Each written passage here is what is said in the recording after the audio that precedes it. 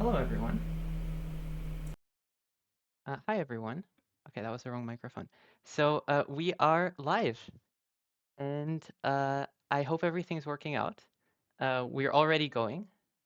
The players have started because I told them they could. And I want to hear feedback from chat to see if everything is working out. Yeah, everything's good. Everything's good. Perfect. So welcome, everyone. This is Andrii versus Sevko. And we have, in fact, the wrong colors. Hold on. There we go. So Andrii is black. I apologize for that. Okay, so I would have ideally liked to give you guys a rundown on the matchup and what we're doing and who the players are, etc., because I think it's a very interesting matchup. We didn't really have time for that because we had some technical issues. But I can give a bit of background while they're josekiing away so far, the players. So both guys are very good at like late game playing, or rather like late middle game. So I would say both Andrii and uh, Sevko are just like incredibly talented at taking like a later game position, which looks sort of like nobody's doing anything and everyone is chilling, and just exploding the board exactly when their opponent is running out of time. So when I lose to these guys, I lose to them in exactly the same way, where it's kind of late game, it's kind of even, everyone's doing fine, and then when I run out of time, they like pounce and they completely mess with me. And I would say that they are extremely good at this, and Andrii's a bit better at it usually, which is why Andrii wins all the time. Yes, predictions are up. Thank you so much, Tanguy, for setting that up. And you can bet on the winner. You can bet for the youngster, or you can bet for the two-time European champion. At least 2 times by now, right? Maybe more in the future. And Andrii always likes playing very thick. He's even talked to me a little bit about why he likes to play so thick. He said how being thick in the early game kind of lets you make the game about like what you like and just take control of it and really like just not have any problems later when the game really matters. And that's why you can see this kind of like zone that's like very solid, which is very, very Andrii-like, I would say. Oops. Did everyone see the little thing that I drew? Yes, you can. Perfect, perfect. So this is actually the first move where I sense even a little bit of time thinking. Usually it would be like Hane. I don't see what the problem with Hane is, or why you would even really wonder. It feels automatic. It always feels like there's some like AI thing going on where you Hane, white defends, you defend, and then everyone's happy, or like you defend like this. But Andrii chose to just jump and just fix all of the weaknesses right away. It can't be a bad move. And I think next. Okay, very solid. I was going to go for something more ambitious. Maybe it's because I'm not the one playing the game, but I would have tried for something like this and just make a zone. But I don't know. Sevko wasn't in the mood for that. Never mind. So instead, just to catch you guys up because they played very quickly, black shoulder hit and white pushed and cut. So maybe we will get some action on the lower side. Usually now you can play both of them. Yeah, you can play A and B. They're both completely fine. And I think now it should be normal for black to play something like J3. Okay, this one is more oriented towards messing with these stones in the long term. And we can expect white to try and stabilize this group. That makes a lot of sense because black has all of this zone with all of these. Oh no! Oh my god!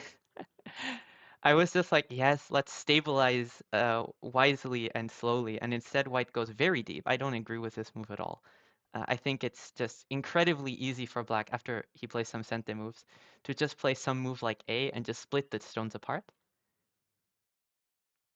99% in favor of Andrii. That's a bit excessive, no?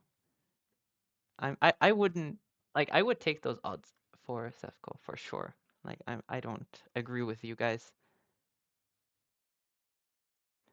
I mean, Andrii doesn't really play like that. I think someone in the chat is talking about how very Andrii of Andrii student. But oh yeah, yeah, so Andrii played exactly the move that I predicted, this two-space jump. Andrii has learned to play very solid by now.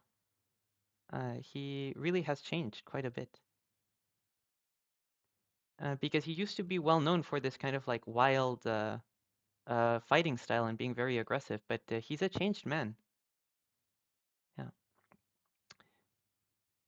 That's actually what makes Andrii so good, right? Because he won 2 European championships back to back, even though for a very long time he wasn't the strongest professional.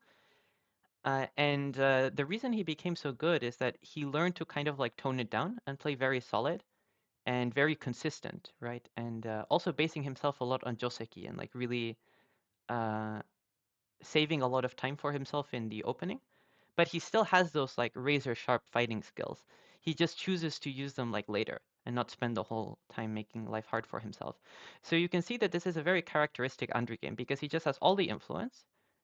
He doesn't really have to worry about anything. He's just like mega chilling. And his opponent has the issues, right? While I'm saying all of this, it's actually Sefko that has the time advantage so far, and I find this surprising because Andrii, at least in slightly slower time settings, is very, very good at keeping his clock up. And in this case, I mean, he hasn't lost so much of his time, but he has lost 30 seconds. And time is extremely precious in this format. Um, Someone in the chat, hello, Buffalo Chili. So 2P is a 2-dan professional. So in Go, we have a rating system or ranking system where there's the Q players, who are most people. Those are the amateur players that are like some of them are pretty good. Like 1Q is a good rank, but then there's the Dan players who are even better. And then there's the professional Dan. So 2 Dan professional means that he has the professional title. So Andrii is very strong. Yeah, other people are answering in the chat as well. So here, Sefko is kind of like forcing the group out. But in the long term, you kind of have to worry about both of these. And black is incredibly stable on the lower side with this structure. So I'm just really enjoying black's position, to be honest. Like next, black is going to play like which move? Maybe like C. I think C is the most obvious one. So we're going to possibly go for something like this, and then white has to run. But this is just a intuitively pleasant way for black to play because black has one weak group and white has two. And black's group is not that weak because you have some options to make eyes on the right side. But ooh, this one's very fancy. So this black move, it's trying to take advantage of these two stones not having so many liberties.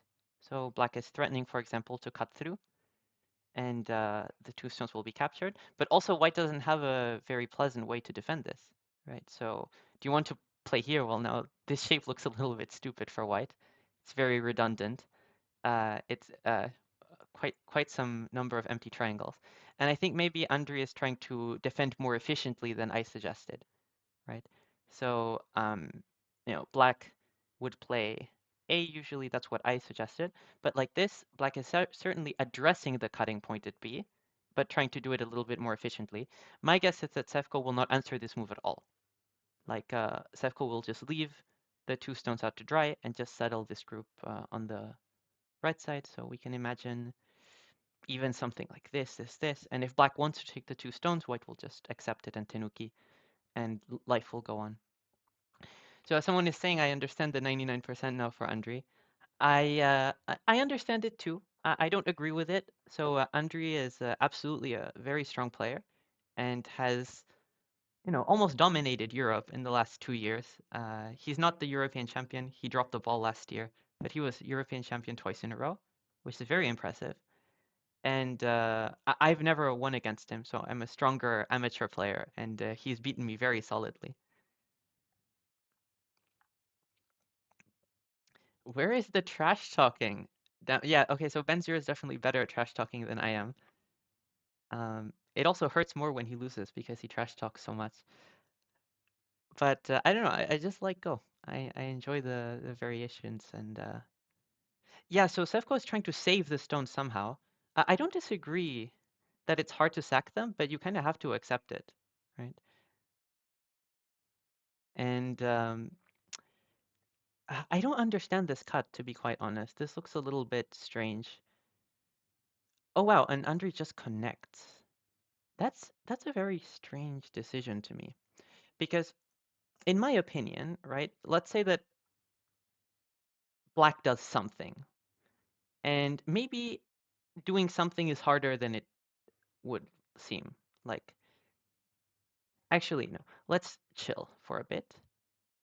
Does white really want to defend? Maybe not. I'm not sure. So Andrii just chooses to connect very solidly.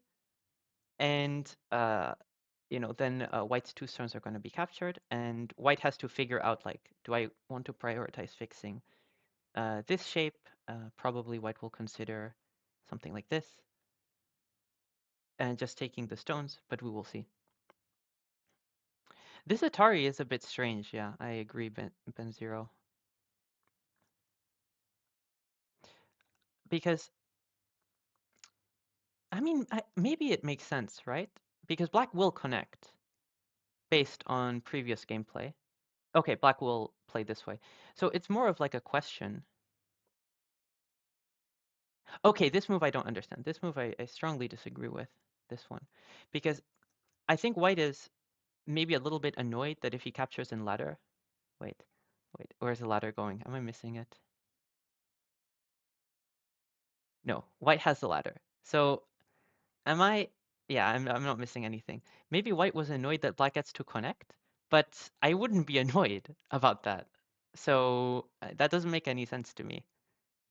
Like, so instead, white chooses to play A, which leaves the black stone alive and lets black fight back, right? And in fact, that's what black is doing. Black fights back, and now we have some fireworks on the board with the time settings. And the players are slowly ticking down. You can see at 3 minutes. So yeah, maybe someone is asking about the ladder breaker. But there's no ladder breaker on the left side. Like, you get an extra move, sure, but there's nothing urgent going on. So that doesn't make sense. So in the end, white extending is just very strange because you already had one weak group on this side. Now you have another weak group on the other side. And that's just weird. This was so horrible about black, really? Maybe I have streamer brain turned on and I'm like not thinking straight, but I don't mind this for black at all. Like, in particular, I'm just really looking at this from the perspective of, okay, it's a blitz tournament, and like, you have to play fast, you have to keep your time up. And in this kind of game and tournament, who is in trouble is very important. It's much more important than in normal Go. Like, in normal Go, you can have two weak groups and kind of like manage them and be kind of like smart and flexible. But in these time settings and in this event, who is in trouble is very important. And I just noticed how white keeps getting himself in trouble. Like, black may have played something slow, whatever, like not enough points, but now black has this really, really strong group. It's captured two stones, it has eyes, etc. White doesn't have so many points for it. And yeah, it's just an easier game to play for black. With that said, I was a little bit surprised by the move at A. Okay, that makes sense. So I was wondering that, let's go back to it for a second. So the jump here kind of loses some time because you would be tempted to continue in the center and try to keep the two groups cut, right? And instead, what Andrii did is jump once, and then he's insisting on keeping the stones cut. So that's how it's going. Yeah. So somebody is asking if the event is sponsored by Factorio. The answer is yes. So this is the Factorio Speedgo Championship, and it is sponsored by one of the creators who is an avid Go player as well. So yeah, I have some friends who are Factorio players who are very fond of it, and it's one of these things that I'm like, if I pick it up, I will never stop playing it. Uh, and my time is precious, so it would be quite a big decision to pick it up. Yeah. So now Sevco is keeping this kind of like very flexible stance where he is like trying to kind of settle his group on the right side and leaving his group in the center on pre. So black could definitely like capture it like this. And white is saying that he's accepting that. Uh, and it might be a good idea for black to capture it eventually, but we will see. So a few notable Factorio players also know Go, play Go. I did not know that, but it's not very surprising. Not at all. Uh, So the game is still totally even in terms of AI, which I'm a tiny bit surprised by, to be quite honest. I was expecting it to be a bit of a black favorite game, but it seems that this is not the case. And now they're negotiating on the left side because basically white played this attachment, and it's kind of like it looks like the two white stones are going to die sooner or later, but how many centi moves and how much influence is white going to get for this? And if white gets a lot of centi moves and a lot of strength from this, that means that white's groups in the center are stable, right? So that's very important. Is this fair? 6 stun versus 2p? Well, statistically, it's not that fair, but the games are still kind of competitive enough to be fun. That's what I would say.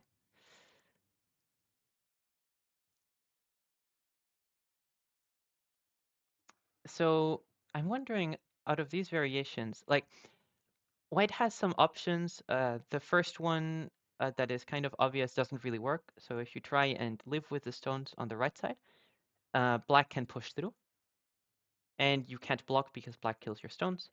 So that one isn't really possible. Instead, white is Atariing first, and I strongly suspect that white is going for some pseudo-sacrifice variation, and that is indeed what happened. So just to catch everyone up, white Ataried and just blocks. And what is the idea of this? Black owes a move on the right side.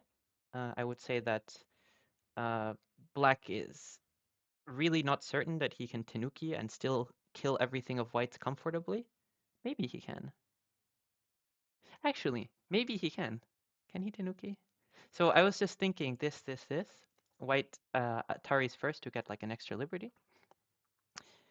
And I'm like, is there a way for white to get black down to 2 liberties? And the answer is no. So all it is just like centi moves, which are nice. It means white is very strong. But black might actually have time to go and snag these stones, which is kind of worth doing if it's possible. I would do it.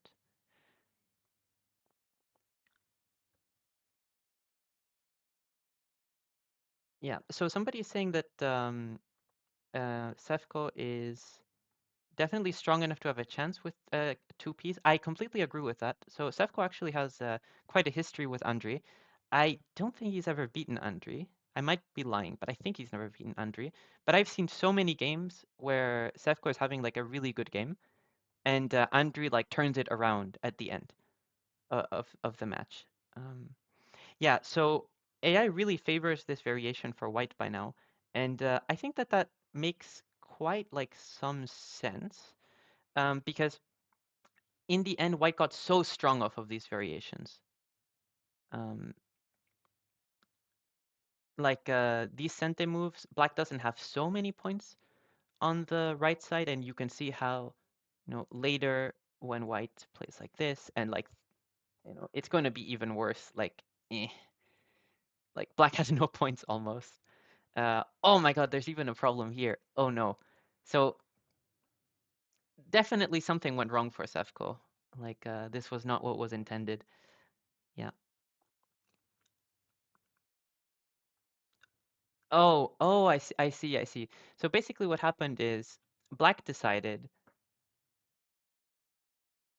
um, that it's basically like not worth it to suffer this life that I just described earlier. Because when white Ataris, black needs to extend to survive on the right side. But then black shape gets like completely exploded. So black decided I'm actually going to add an extra move, and then when white Ataris, I can take. And then what happened is, yeah, black is saying I took an extra move, but I killed you properly. This is sort of the idea. Um, Sevko is Vsevolod Ovsiienko is white this game. Sorry, I'm calling him Sevko because that's what some people call him. They call him so many different names. Seva, Sevko. Yes, so the players are entering time pressure. And I have to say, I don't like what Andrii did here. Um, not at all. Because let's go back a little bit. Like, I will get back to the position just in a sec, but just a while ago, right, we were talking about how white had two weak groups that white had to manage, A and B, right? Well, B and C in this case. And if we speed all the way forward, right, black has gotten a little bit of territory on the right side, but not much. And white got this super, super strong framework, and got out super cleanly, right? So it's like, was this really worth it for black? Maybe, like, you did capture these stones probably, but white got so much strength, right? So white cannot be unhappy with this. And, white's even going to get a little bit of endgame on the top side. So there's a lot of stuff wrong here, I would say, from black's perspective. But somehow black maybe gets to play on like it's not too bad. And I just wonder how much Ashe there is in the center. Like I'm hovering around here. Probably not much. So it's just +1 for white. I'm surprised that it's +1 for white. I'm not quite sure what happened. Um, yeah, someone's asking what the time control is. The player started with 5 minutes, and the increment is 8 seconds, so it's Fisher time. And that is very, very rough for both players because they're both really down on time now, right? Vsevolod is really down to his last moments. So yeah, you can tell that the players are under some pressure. And yeah, they're playing Joseki right now. This Joseki makes thematically quite some sense for white because you're playing with this area, like you're building a framework on the left side, and that makes some sense. It's even the case that white will get some extra, let's say, aji when white does something like a wedge, because once white wedges, black has to choose between, okay, do I let the stones out, or do I like give white some, maybe like extra power in the center. So white has a lot of building potential here, and I like what white is doing in principle. With that said, the AI is back to completely even for both sides. So maybe I just like Moyo.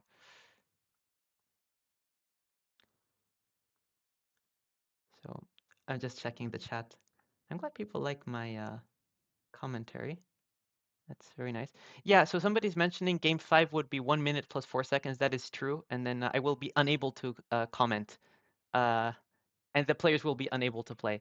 So yeah, when we go forward a bit, what ended up happening is white has kept consolidating his center, and I think N17 is clearly a what we call a time suji, just grabbing for time. This is just meant to be sente. White will answer, and black at least has the next move.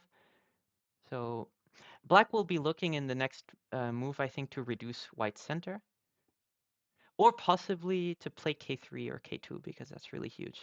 So we'll see what black prioritizes. You could think about some move like maybe like A or something next, or B, A or B. But when you play a move like A, you have to be very careful that you don't get cut in the center because when white is so strong, yeah, that's exactly what black played. When there's so much strength, you're like, am I going to get cut? You always have this paranoia. Yeah. It's very interesting how, Andrii has been such a, like,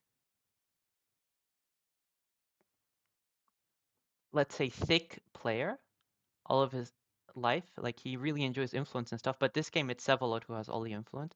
And that makes sense because Vsevolod also values to play like that. It makes sense. But it's just funny how the kind of like roles of the players have inversed. In the beginning, Black had the influence, and then Black cashed out all the influence to get all of this cash, right? And now we're getting some weird, like, basically White is letting Black connect in the center-ish, but White is trying to maybe connect up the A stones. It looks like White will succeed, actually, no? So this is maybe good for White, I would say. I don't think Black shape doesn't hold here. Black is gonna explode, yeah. I don't. This doesn't look like reasonable for Black. But maybe it holds the shape. Like, I just see that for White, it's very obvious how you play next. You just, yeah, exactly. You Atari, and then you will attack these two Black stones in the center. And Black just got cut really cleanly. So, AI somehow is, yeah, now it's giving Black the advantage. So you notice how Black basically lost his cool here and decided he can't spend a move in this to defend. He has to defend in the center, and then White is going to get this double Ponuki, which is some very solid profit because suddenly all of this territory is greatly reduced. So in the end, White got some pretty free stuff. I really feel like in these time settings, and I know because I played last week, being strong is so important. Like when I look at this position, just back here, I just feel that it's good for White. Like AI thought it was even, but you feel in your bones that it's no good. And White is pulling ahead. To me, it does seem like the next key move is likely to be C2, to be honest, because there's still a little bit of Aji in the center where this black group could be cut if White so chooses. And one of the steps to make this cut more plausible is to also destabilize the other group on the left side. And you can do that while making points. So C2 is just a very obvious move to me right now. But we'll see. Vsevolod is really running out of time right now, so we'll see what he comes up with. I'm getting a bit... Okay. So he just defends the territory on the top side. And apparently that's good enough. But AI is pointing out that Black should be playing D3 soon. Ah, I understand. I understand what White is going for. So before, imagine White had played here. He was afraid that when Black cuts, he cannot resist. So instead, he is choosing to add an extra move with the promise that now he can resist. And Black is challenging that. So now he is saying, I can maybe make something happen with the Aji in this area. But whether it will happen, I am not sure. So Andrii has a minute to think about this and figure out how much trouble he can cause here. If I were Vsevolod, I would not have done this, not at all. I would just have let the 3 stones go very happily. What would Andrii do if he plays more aggressive? I guess he would just lock in and try and play. I don't know. I felt like some of this play was very uncharacteristic of Andrii. Really not prioritizing strength. Maybe he will set up higher, yeah. um, he is the camera angle could be better, yeah. I might mention that to him during the break. So yeah, so you see that the reading combos here that Black can cook up are very, very treacherous. So I wonder White can maybe try and answer with A, which both prevents Black B, but also threatens to cut at C. But instead, White connects with a Nobi, and now it looks like there is so much Aji, but maybe this shape holds. And if this shape holds, then Sevko is doing very well. And AI says White is +4, so it seems that Sevko is holding. This is very impressive. This is really the type of thing, Sevko is a very young player. and he's very confident, and he plays this very like reading heavy style. And when he just sees that nothing works or he doesn't see anything that works, he like trusts himself. He just always trusts himself. And this is an example of that where all the way back, he just played A and he said, I don't care about the cut. I can handle this cut. And he seems to be managing so far, with the caveat that he has 13 seconds left. So yeah, this G11 cut is more risky because it's kind of like raising the stakes. But in principle, I think white should be completely fine because even when black connects, which black just did, I think white can jump at A, and white is threatening between B and C, and I think black is just going to get cut and die. So I don't see how. Yeah, white is plus 16. Yeah. So yeah, exactly. White is playing very confidently, and black has just exploded here. And I think that this is just a mistake by black. Like when white played here, black just had to connect. Like black really just had to connect and just accept it. But instead, he just doubled down and he's just dying. So this is a really sad way to go out. But I think it tells us that we will have a series. If everything goes according to plan, I think that white is just going to win easily now. Uh, I think in the shorter time settings where the players have even less time, we could imagine that this game could still be recoverable for black. But as it is, white's almost certainly going to win. I expect white's soon going to play a move like A, B, C, and just defend his group on the lower side, and white's just going to win. And that will tell us we have a series because Sevko is supposed to be the weaker player, and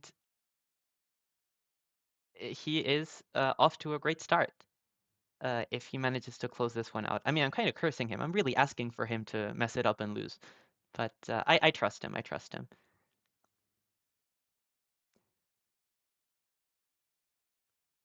And yeah, the kid is doing well. I'm I'm very impressed with this game. Sevko played very cleanly so far. And in fact, it was Andrii that really played it wrong, I would say. I really disagree with this choice he made to just double down and try to capture the white stones on the right side. Like, black got this territory on the right side, but then when white gets the wall, white just has control for the rest of the game. And I know Andrii, right? He's a player that really values being strong and really values having power and being in control of the game. Um, yeah. And this game, he really just was doing that. He was the stronger player. He had more influence. He was in control, and he actually gave that up. And I don't think that he would have done that in a slower game. This is a decision that's very uncharacteristic, and especially in these time settings, you really need that strength. And Andrii, I think, kind of dropped the ball. Maybe he's inexperienced with these time settings. Yeah, real clean game for the format. Yeah, actually, I'm really impressed because I played for this tournament a week ago with Stanislaw Frejlak, who's one of the European professionals, and he beat me quite easily. And in game one, I already played so badly, and so did my opponent. Like, we played much worse, I would say. The general quality was worse. We both made some really basic reading mistakes. And this game, I would say that Andrii's general strategy has been off. But the level of gameplay has been quite high from both sides. I'm very impressed. They played better than I did in my match and than my opponent did in my match. I have no doubt of it. And it's quite impressive to put out such a clean game in such time settings. But wait for it. It'll get worse. It'll get worse.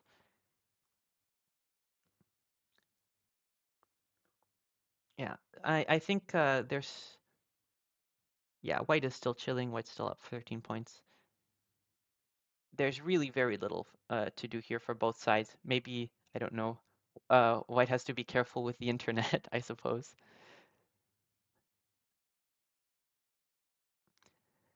But yeah, I think just looking forward for Andrii, just in the future, I really would like for him to just stick to playing more solid and having more control of the game. because this really wasn't it in terms of like white had so much strength and then black just crumbled eventually. Um, how long did it take you to get to 7 done? A while, a while. I've been playing for a very long time. I'm not that old, uh, but I've been playing for 20 years almost. Almost, not quite. I'm 22, but I've been playing since I was 5. So, and I've played for so much time and done so much things. White is fine here. White is just going to play exactly. This is a little trick that black was trying to run. Here, if white plays the Atari, which is the obvious move, black can cut, and if white takes, black will play here and white can't connect. But white played the correct move and just is completely fine. So we are super chilling. Um, yeah, and this is very clean, closing it out. This game really inspires some confidence in Sevko to go far in this tournament, and it kind of puts the onus on the two-time European champion to do something. But to be fair, Andrii has been European champion in a different time formats, not in these conditions. And something very interesting is that in slow time settings, Andrii is actually a very fast player, and he always has a lot of time. And he does spend some time, but like later to the end of the game. And I have a theory actually that people who are good at playing fast in slow time settings are actually bad at fast games. And the reason is they're not used to time pressure. So earlier this game, and I could show the variations, but you can kind of see visually how black's shape turned into a potato, and black also died on the top side. So when it came down to that fighting in the middle, black completely collapsed. And my theory as to why is that Andrii just isn't used to playing with time pressure. So that's the thing. I wonder if players who are a little bit slower and get into time pressure more often are really good at these types of extreme time settings. With all of that said, I'm in time pressure all the time, and I didn't play well in my game. So this model has some limits. Yeah, so somebody's asking what the tournament format is. This tournament format is a knockout. It's 16 players, and it's a knockout. And the winner of this match goes through. This is a best of 5.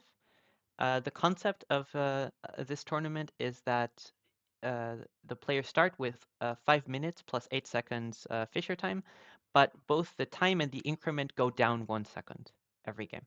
So the last game, if the match reaches game 5, will be played with only 1 minute plus 4, which is quite the thing, quite rough. So somebody's adding some context. So Ben Zero, Andrii often admits himself that he is really, really bad at time pressure. That's exactly why he plays fast. He collapses big time otherwise. Yeah. So that's actually the thing that matches up with my theory, because some players who play fast because they just enjoy playing fast. So Valerii Krushelnytskyi, who is also playing in this tournament and has won his first round, I would say that he plays fast because he just likes playing fast. He's just a confident guy, and he just likes playing quickly. But some players play quickly because they're afraid of time pressure. And I think Andrii is one of these players. So it makes sense. He really just collapsed this game when it really came down to the time pressure. And Sevko is really good at playing in time pressure, both his opponents and himself. So I would say that the best strength of Sevko is kind of like picking the right moment in the game when his opponent is in time pressure to pounce and make the game complex and get some fight going. And he is very good at handling his own time complications. Like he's quite calm, he's quite, measured in how he does it. And it's worked so well for him this game. Yeah. Andrii was considering his Byoyomi like if it was his main time. He would perform just as well considering how fast he plays in main time. Yes, but there's something just psychological, right, about just the time pressure, right? Like it just feels completely different.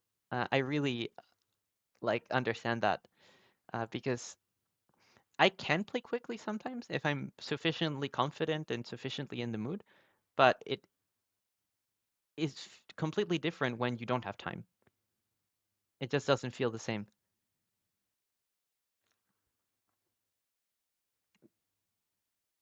Yeah, there's a lot of panic with lower time. There's some players who I think handle the time pressure very well. So I think Mateusz Surma is very good at playing on the last second without like really losing his mind. And yeah, isn't B8 better than F11? Let's talk about some Go. B8 better than F11 for white. Uh, maybe. I think they're similarly big. I don't think it's a big deal, at least with these. Like it's a, a point difference or something like that. Not a really big deal. So the players are just wrapping up now. I think they probably understand that Black has been losing for a while, and now we're really getting to the last end game. Very, very nice game.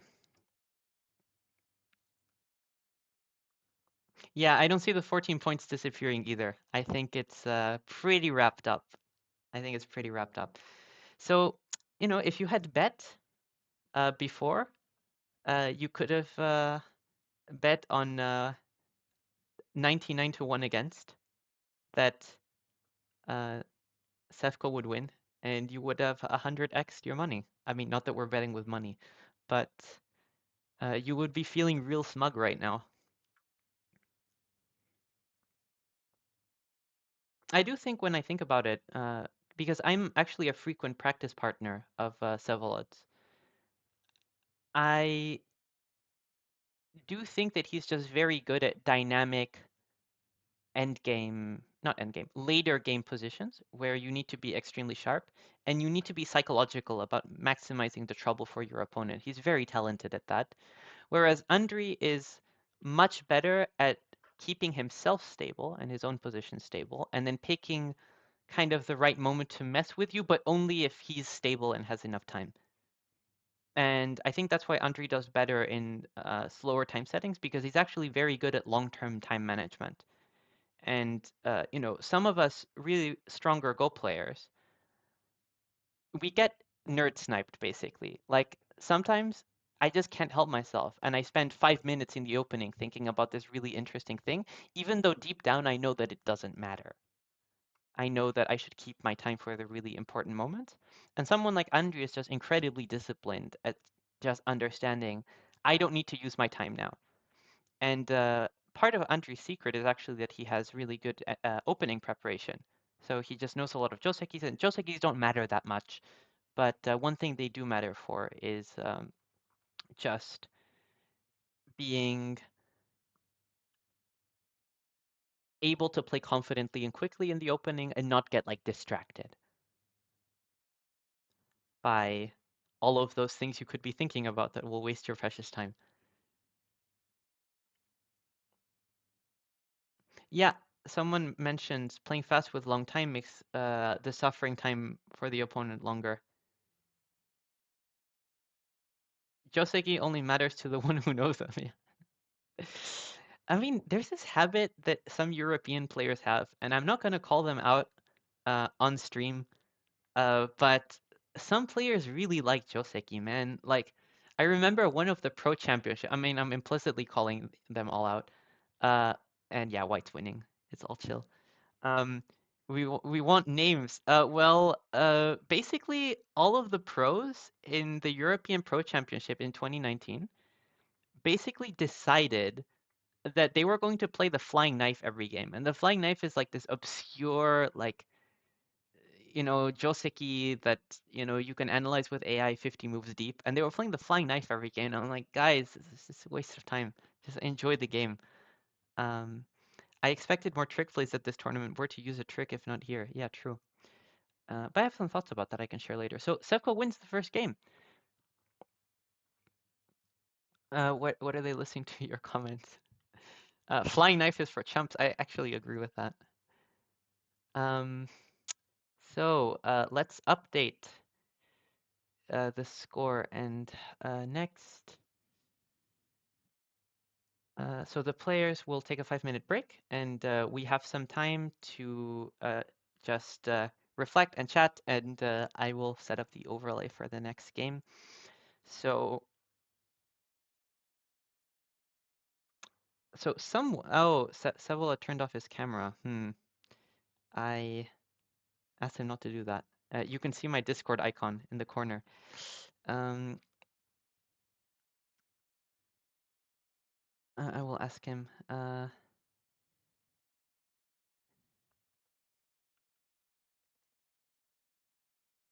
Because when he turns the camera off and turns it back on, it kind of messes it up for the Discord overlay. Uh,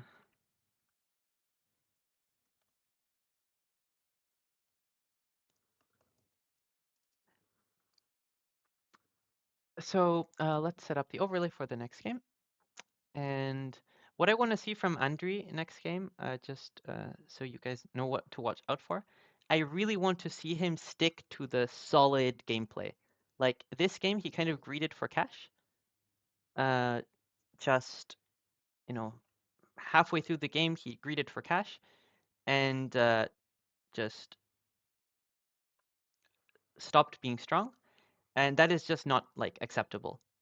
In these time settings, I think that he made life really difficult for himself. I hope that he will play a strategy that is more,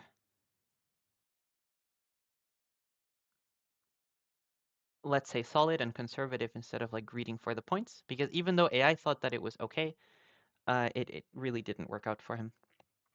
So we are back. Okay, Vsevolod is back. Excellent. I'm setting it up for the next game. And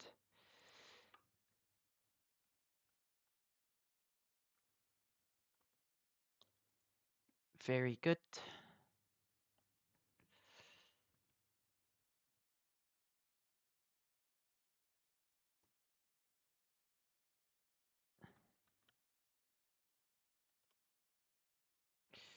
So does everyone see the new board? I think you can.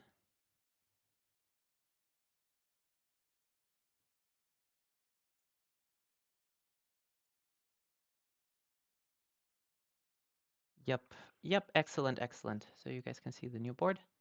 And I will start a review as well. And that way we can all appreciate the AI opinion as well.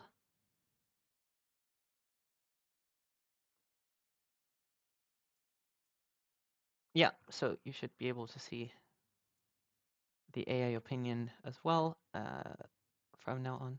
Excellent, so we're all set up. Andrii is showing us a strange angle. You can start when you like. So I think we're all set.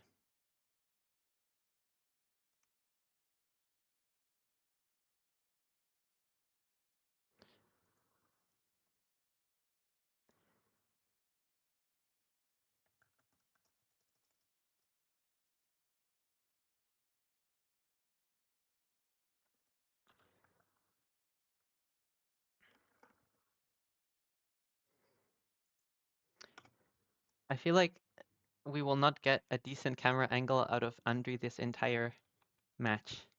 He might win on the board, but not on the camera angle. Only 10. So we have gotten going. Okay, Andrii is actually taking his own time. I actually have the. I have to fix the time.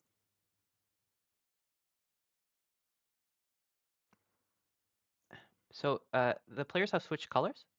So Vsevolod is now white, unless something has gone really wrong, and it has not.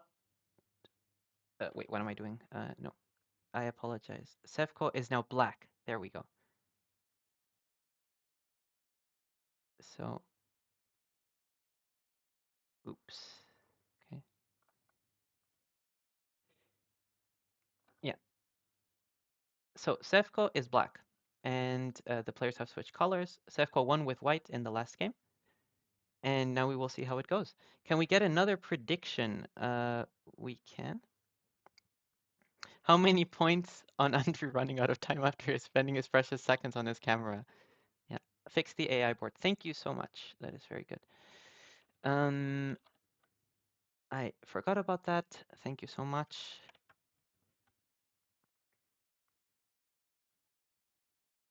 So the game you see on your screen is the new game. They're playing some BS. This S8 is Sevko's speciality.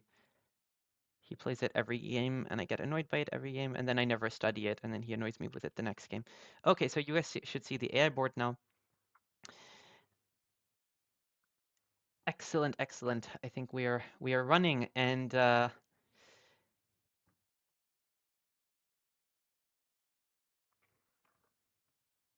think everything is fine. Yeah, exactly. Black is going to cut. This is the obvious one. All of Ukraine plays this stuff. Predictions are up. Thank you so much, Tanguy. You are saving my predictions because I'm somehow having a lot of other stuff to do. So this cut is very natural because the idea is after uh, black cuts, white has to make a decision. Like it's very interesting, this decision actually, because white could go either way, and neither one is like a complete crime, I think. Hello, Lukman. Welcome.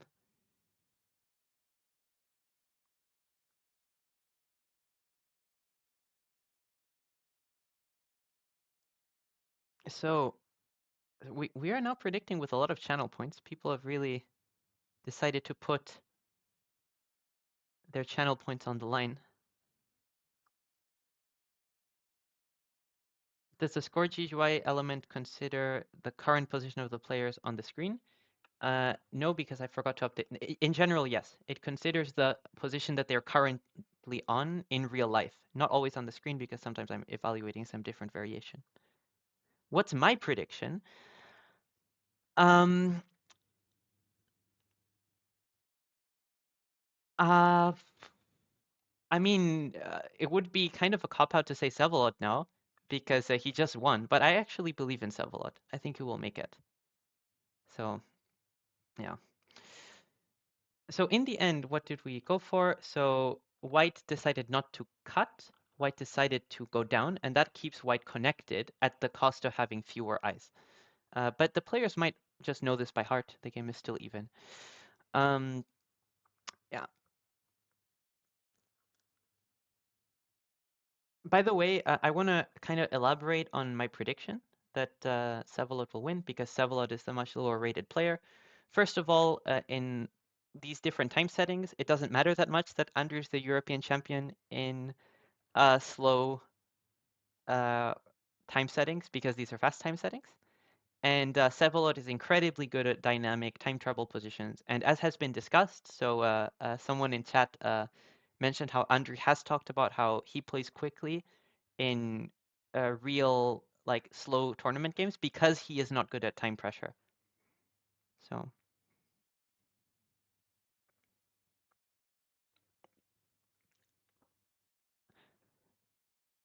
man, I hate this move. I mean, there's nothing wrong with it, but I always hate this kind of pincer, this A pincer, because I associate it with like players who are over aggressive who want to pretend that they're attacking a stone. Because like secretly what they want is for you to play like this so that they have a group to attack because they don't know anything else to do in their lives. Now, Vsevolod knows how to do many things in Go and is a very competent player, but I just have this association of like over aggressive Fordan. Um, what time settings would you use in a more traditional tournament? Yeah, something like 1 hour plus 20 seconds in move. Yeah, something like that. And in those types of time settings, Andrii is very, very competent. But in these time settings, I mean, the last game was very high quality, but Vsevolod was just even better, right? When it came down to the time pressure, Vsevolod really just um, dominated in a very impressive way.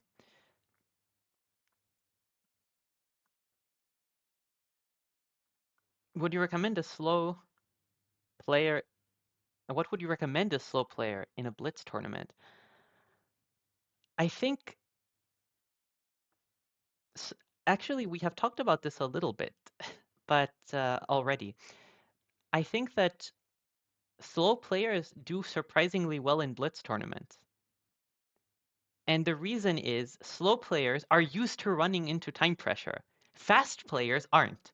So you need to ask a fast player to get used to having to play positions that they are not basically used to playing in time settings that they're not used to playing. Because fast players, ironically, are used to just having all the time that they need. So they usually play fast, but they have the option to spend time. And that's why slow time settings can actually be not slow time settings, fast time settings, blitz time settings can be very hard. Ooh, so now we have some adventure here. So the idea of the white move is that black cannot cut because white will cut and then we will take. So what will happen is that black pushes through, white pushes through, and then black probably takes a stone. And this is a trade-off because black sort of kills like at least one of the stones. But white gets to like push through and separate black's shape, and then white will likely try and get out somehow. Maybe play this one to set up an Atari and get some extra stones. Black is currently deciding what to do next. Yeah, so black defends this way. Why not? Yeah. So so far, I think both players are very reasonable. In general, both players are staying thick. White has one weak group, but that's perfectly acceptable. You know, we're adults here. We can handle one weak group even with slow time settings. With low time settings. We just have to be a bit careful not to be too weak overall. I completely expect White to play some defensive move, like the jump at 014, and keep his group healthy, let's say.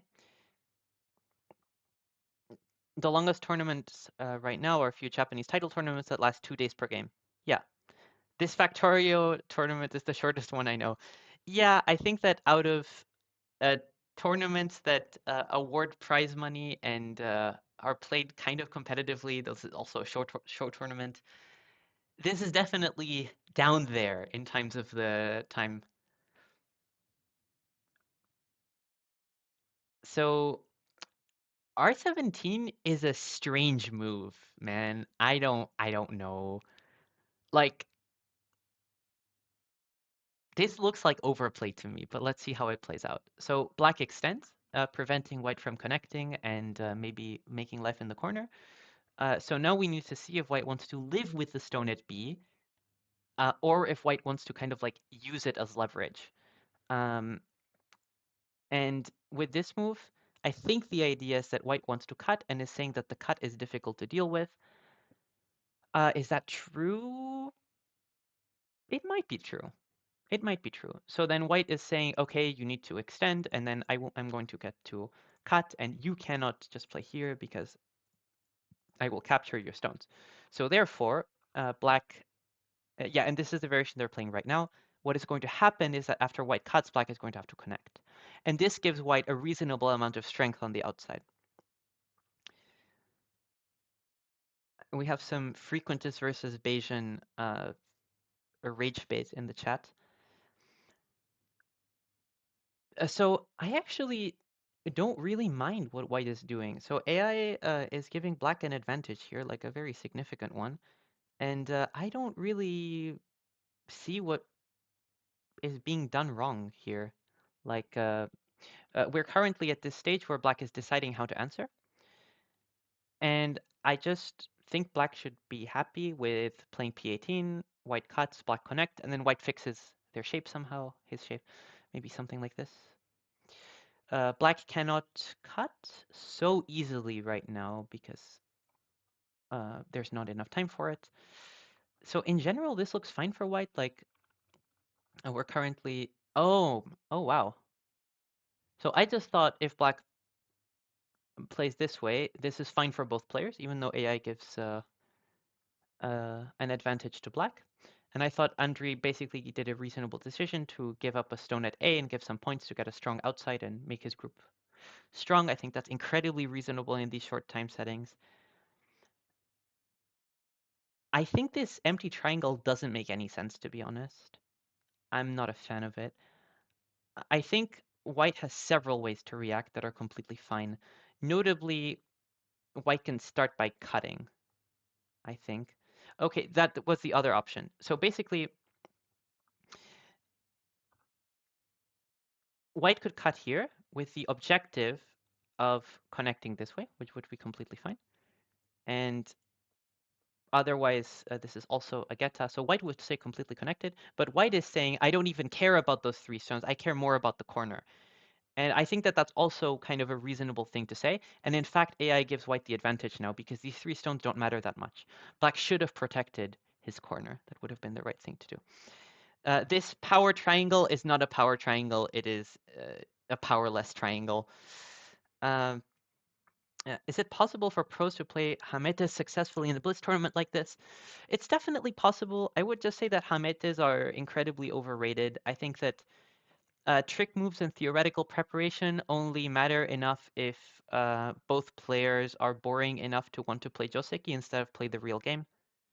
The way that I play Go is I make my Josekis as short as possible so I can like actually enjoy the game.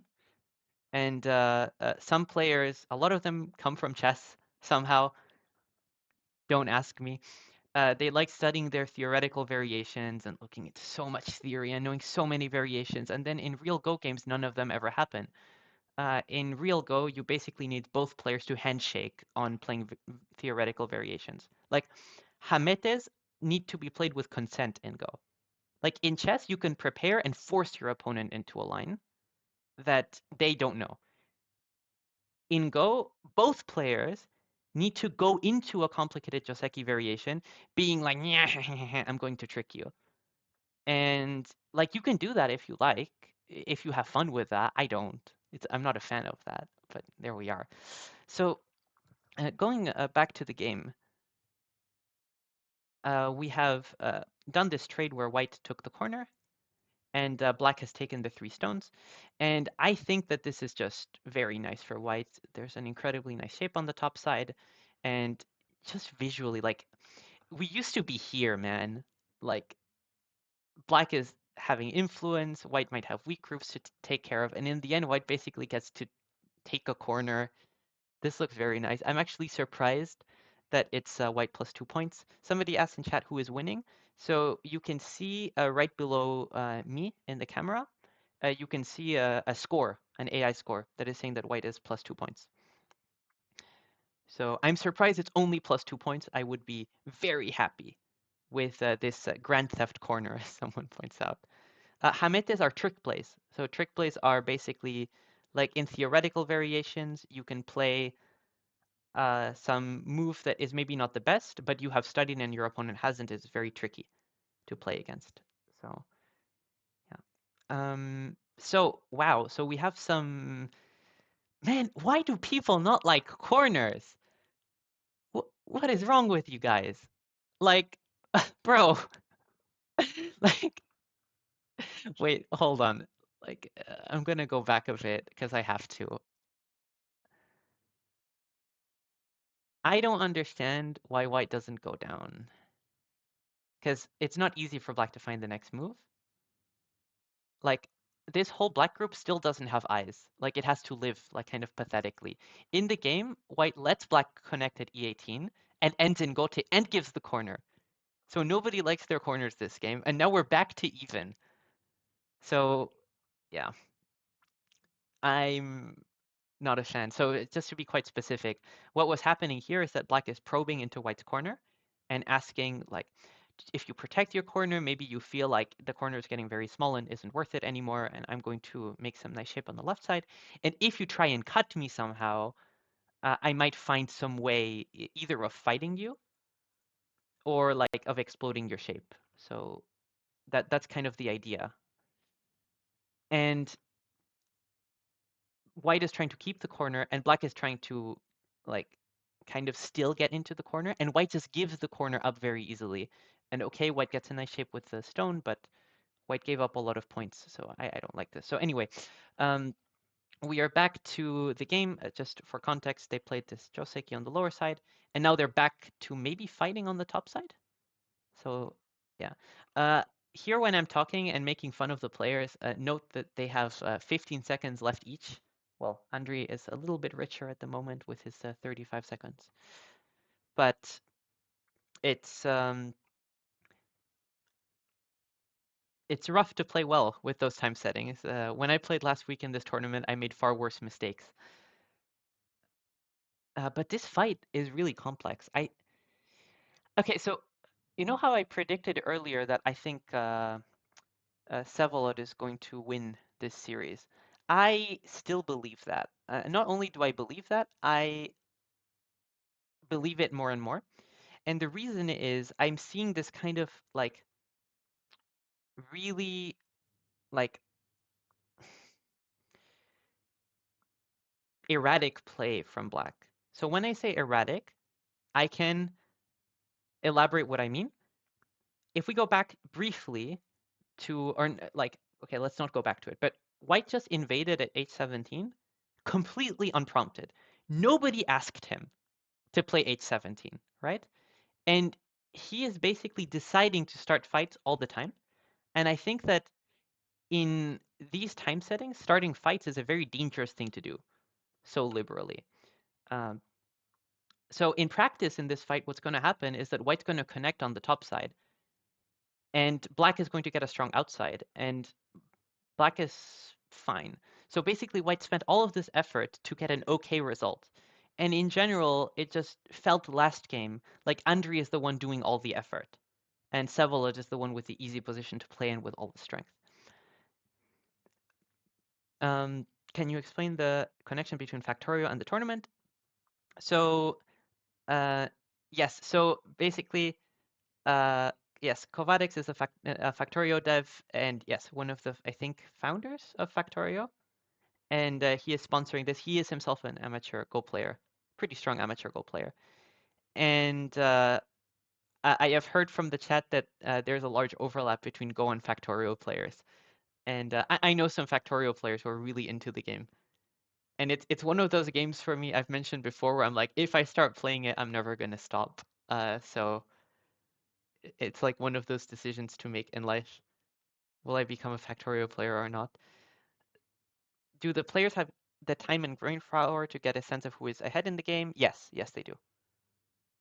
So in my opinion, yes. So I played in these time settings and I played terrible. I played really badly. I made a lot of mistakes, but you still kind of have an idea of who is winning because you kind of sense who made the bigger mistakes. If I had a successful game, I'd also sponsor a tournament. Yeah, you should get successful. It's very easy. Um, so I think Black made a really interesting decision earlier, which I want to highlight. So Black Tanuki'd. So if we go back very briefly, notice how here Black has these shapes that look kind of suspicious. Like White could go out at K14, White could do all kinds of things, and instead Black Tanuki'd and started this whole fight on the left side. And the reason why he feels like doing it is that he's saying that these stones in the center are kind of trash. Trash in the sense that I'm already alive on the top side because White donated me the corner earlier. So Black has this corner area. And that means that even if I get cut, even if something goes wrong, I'm never going to lose too much because my center stones are relatively light. And I can't die on the top side, right?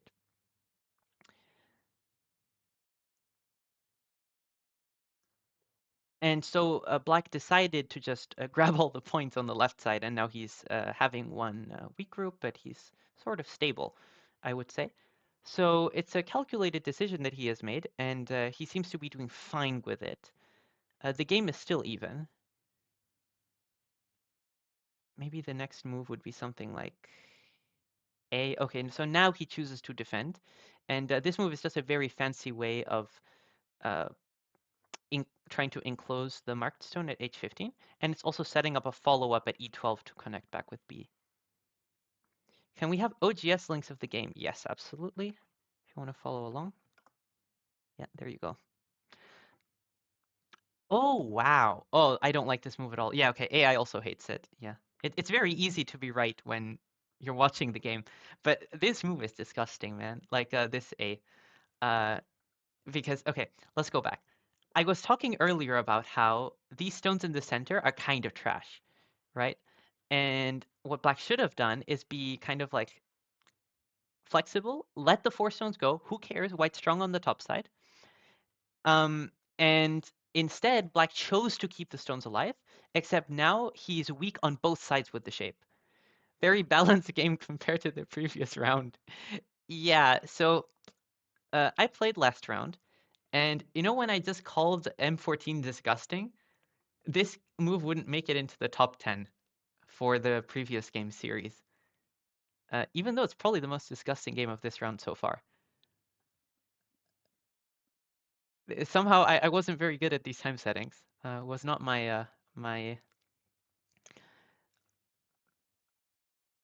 forte. So I think this board position is getting really uncomfortable for black because you have these stones just chilling there in the center and being really weak. And then on the other hand, you have this group that is also chilling and not being so strong. And now also white has upped the temperature and cut here. So it just feels practically like a hard game to play. But yeah, it's not even ending because black kind of decided, okay, I'm going to let the left side go. But in exchange for letting the left side go, I'm going to manage to cut through here and try and stabilize in the center. But black still has cutting points. That's the thing. So this is, yeah, I think black's shape is getting exploded. I'm honestly surprised that the position is still uh, supposed to be only +2 for white. I think that this is very rough. Maybe it has something to do with that white's own shape on the lower side is getting weaker. For sure, that makes it rougher. White playing b8 is meant to make I shape. It cannot connect because black can attach, and after white cuts, black attaches again. So in practice, what could happen is black attaches, white connects, black connects, and then white gets an I and center. So white can live relatively easily here, for example. So it's just not such an issue for white in practice. White could live. I was saying white could have lived like this, but white chose to instead strengthen his group at g4. And the idea of that is that if you just lived like a coward, black would connect very easily. So white is kind of like leaving his group not completely settled to keep the pressure up. And that's sort of the idea.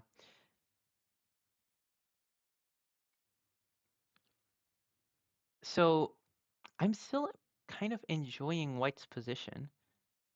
But it depends, of course, on whether white's going to die. Because, I'm saying, oh, I like white position, black is weak everywhere. But yeah, okay, so now black has managed to get white to back down. Is the AI still fairly accurate with only a few seconds to think? It's a lot more accurate than we are. A lot more. It's pretty good. Sometimes it misses some reading variations, some calculations, but its intuition is very good. Basically, its judgment doesn't change unless there's some incredibly complex reading. Yeah. So in fact, now black is pulling ahead, and the reason is that white chickened out. So in this particular moment, white had to play h5. And white's group is locally dead, but really hard to kill in practice. And in practice, black's group was equally weak. So instead, white decided to play A and live in Gote. Except now, after black pushes through like this whole structure is incredibly solid, and black now has this area of influence over here.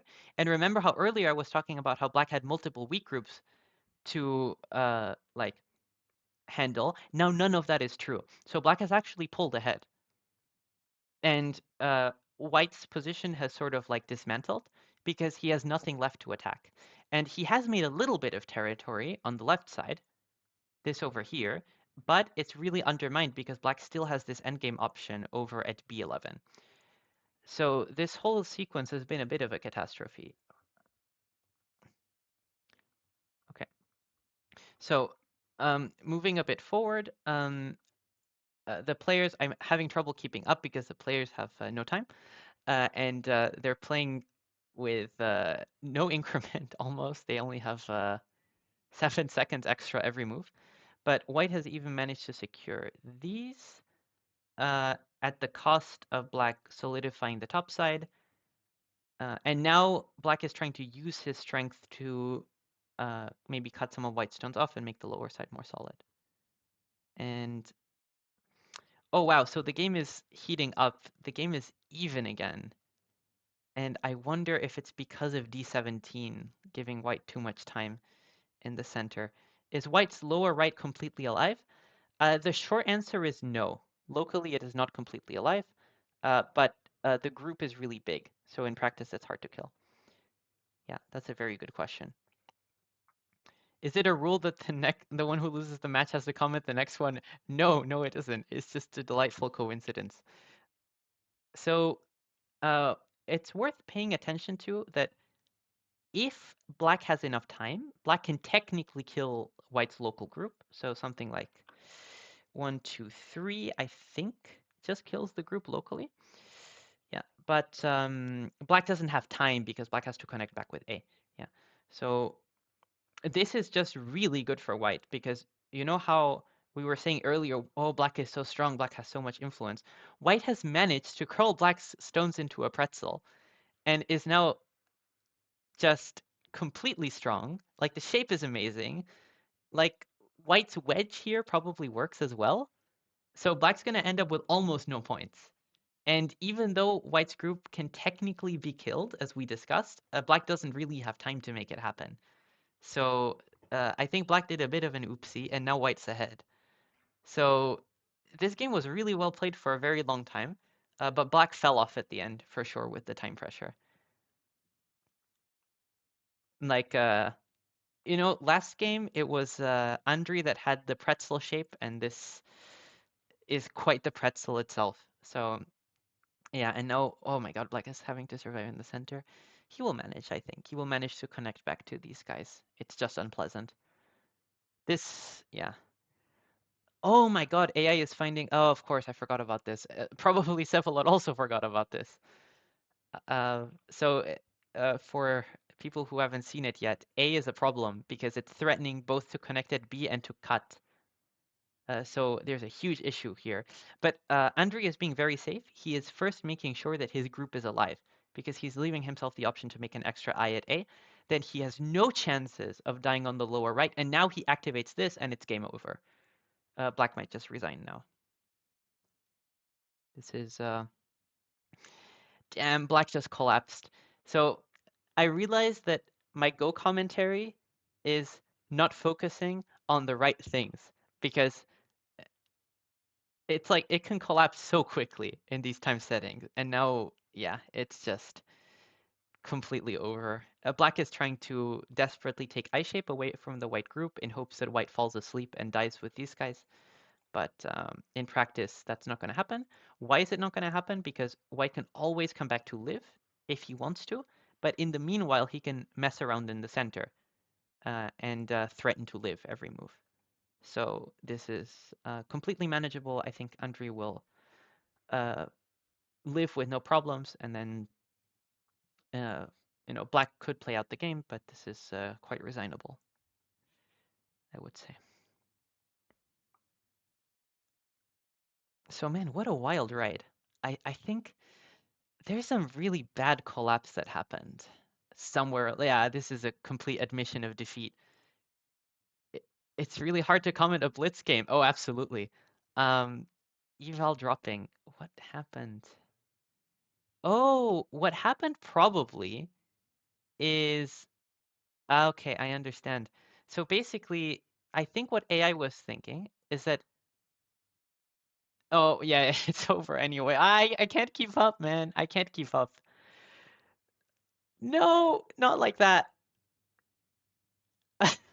I don't know what to say. So basically, the reason AI thought that white was leading by so much is that AI wanted white to play A, capturing the stones, and thought that white was alive on the lower right. Unfortunately, white added an extra move to be safe. Black connected. Then white tried to make something happen in the center. Then white chickened out, connected back at A when he didn't need to. That was pretty clear. And now black has managed to connect everything and has even managed to pick up a little bit of extra cash in the center. And now it is back to even. Yeah. So, yeah. Dear Lord,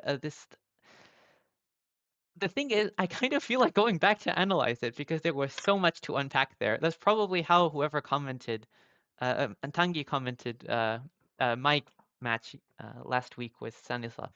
Oh, are they gonna miss it? Okay, I was wondering.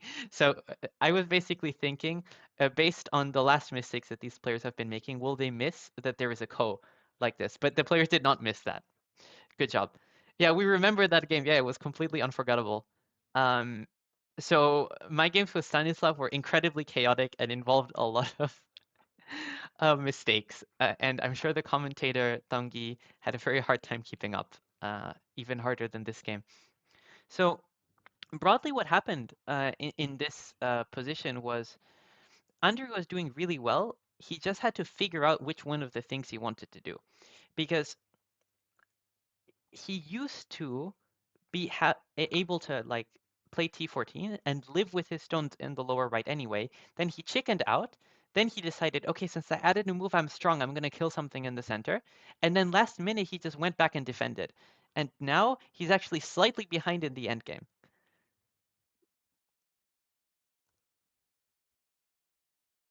So this is a really disappointing game.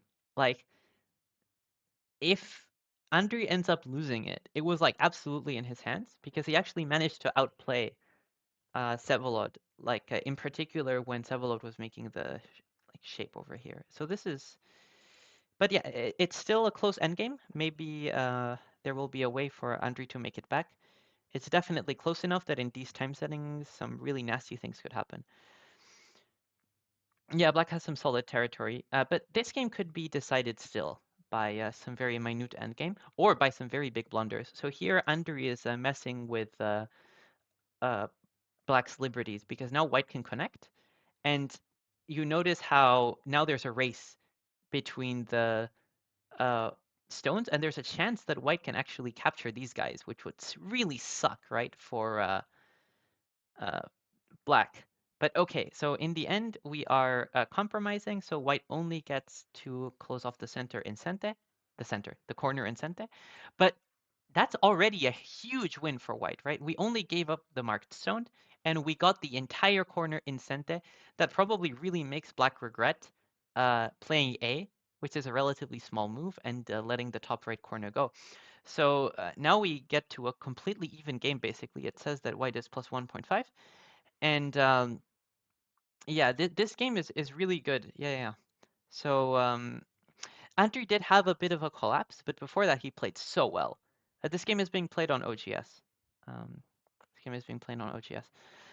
So I can link it for you guys if you would like. There you go. So yeah, welcome. So yeah, Andrii really managed to get it together because he collapsed at some point, and now he's managed to make like all of the right endgame moves to just pull ahead. So there should be a prize for the best quality game this tournament. Well, uh, I think I'd also like my prize for the worst quality game in this tournament. I would accept it. I think it's like barely a contest. Though actually, the worst quality game in this tournament, I won it. So it's maybe my opponent who should get the prize.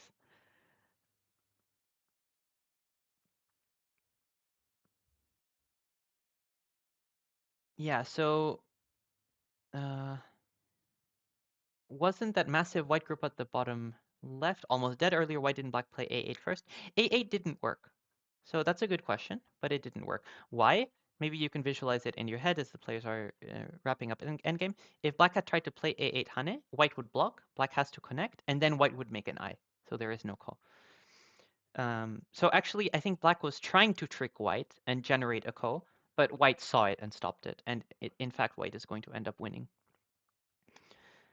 Unless something really goes wrong. In the end, I think what sealed the deal this game is that white found this lovely Tesuji at A to manage to close off the entire corner and Sente, and this was sufficient for him to win. So even though this game had its ups and downs, and I would say that Andrii sort of choked it at some point in the center when like Black ended up getting all of these panukis and stuff. He really, really managed to pull it back when it mattered and wrap up the end game. So that was incredibly impressive. Like, I would be so annoyed at myself. Yeah. And 2 points, I think at this point, 3 points is going to be completely sufficient. I think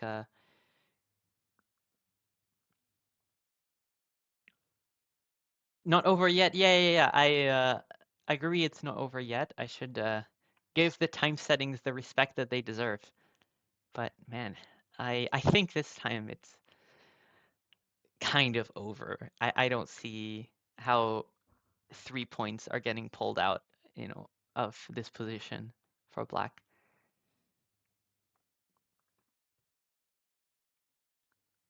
So we can think, last game we were considering like what should Andrii do differently? Because I really disliked how Andrii ended up not having the stronger position and being weaker.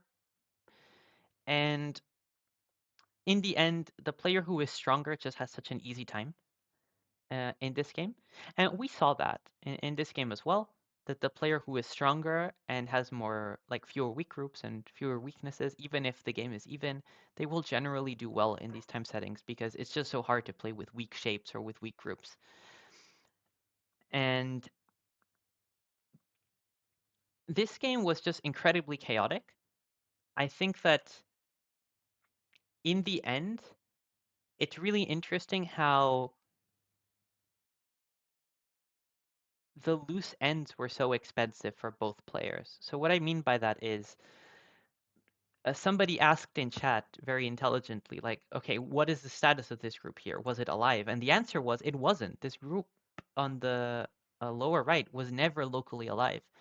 And when push comes to shove, when players don't have time, White completely panicked over this group that wasn't completely alive. And he nearly lost because of that. And this type of thing matters so much. So I think it's very important in this type of time setting to keep your groups reasonably strong, such that your opponent can't find the moment to like really mess with your shape. And yeah, White has managed to win. So this is GG. Yeah. And I spent a lot of the time criticizing these mistakes, mostly because I kind of want to give you guys a notion of what do we expect to see next, right? Like can what should the players aim to improve or change? But this game was very high quality for the time settings, much better than the absolute garbage that I played last week. So these guys are playing very well. Andrii very humbly has said that he's not good at fast time settings, but this game and last game are really very reasonable in terms of quality for the kind of just brutal time settings that are involved. So I'm pretty impressed with the level of play. I think they're very good. Um, so yeah, so let's set up the next game for you guys. The players on a short break. You can see them maybe stretching, maybe walking around a bit. Um, so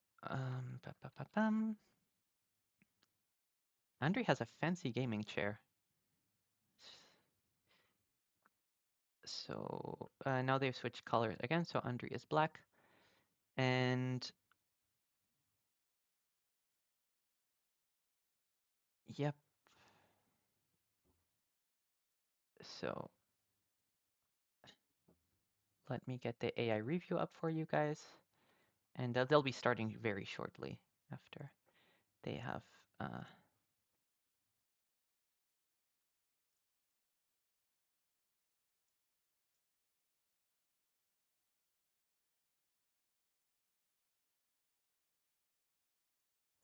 So yeah,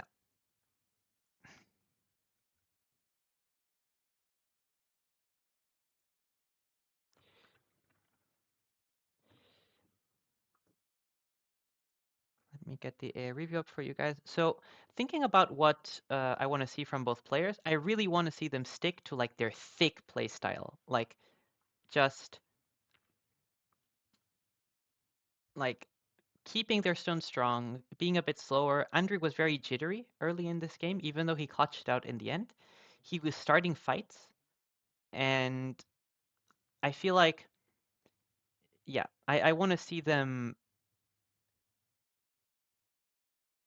be a little bit more patient in the early game because the fights are going to happen anyway. And the important thing is that when the fights happen, they need to be strong, right? So let me, you have the AI board. I think everything is set up.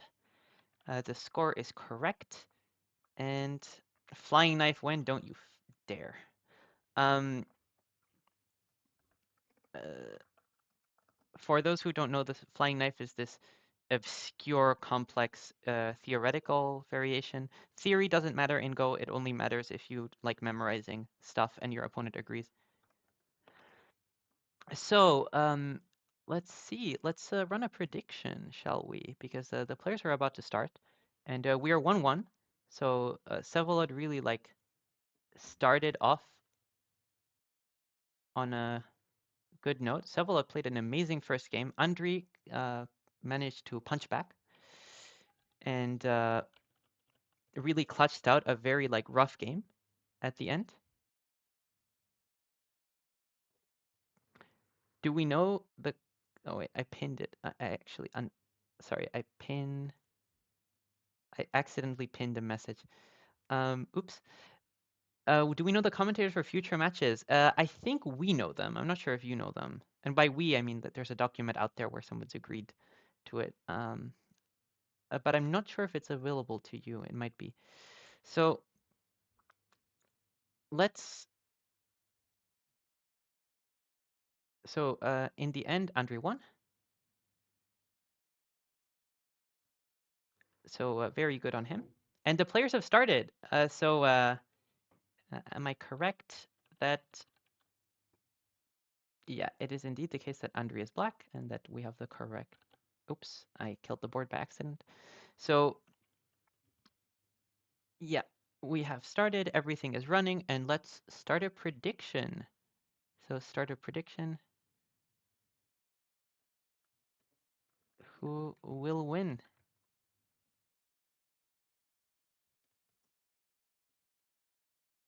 Here with even shorter time settings.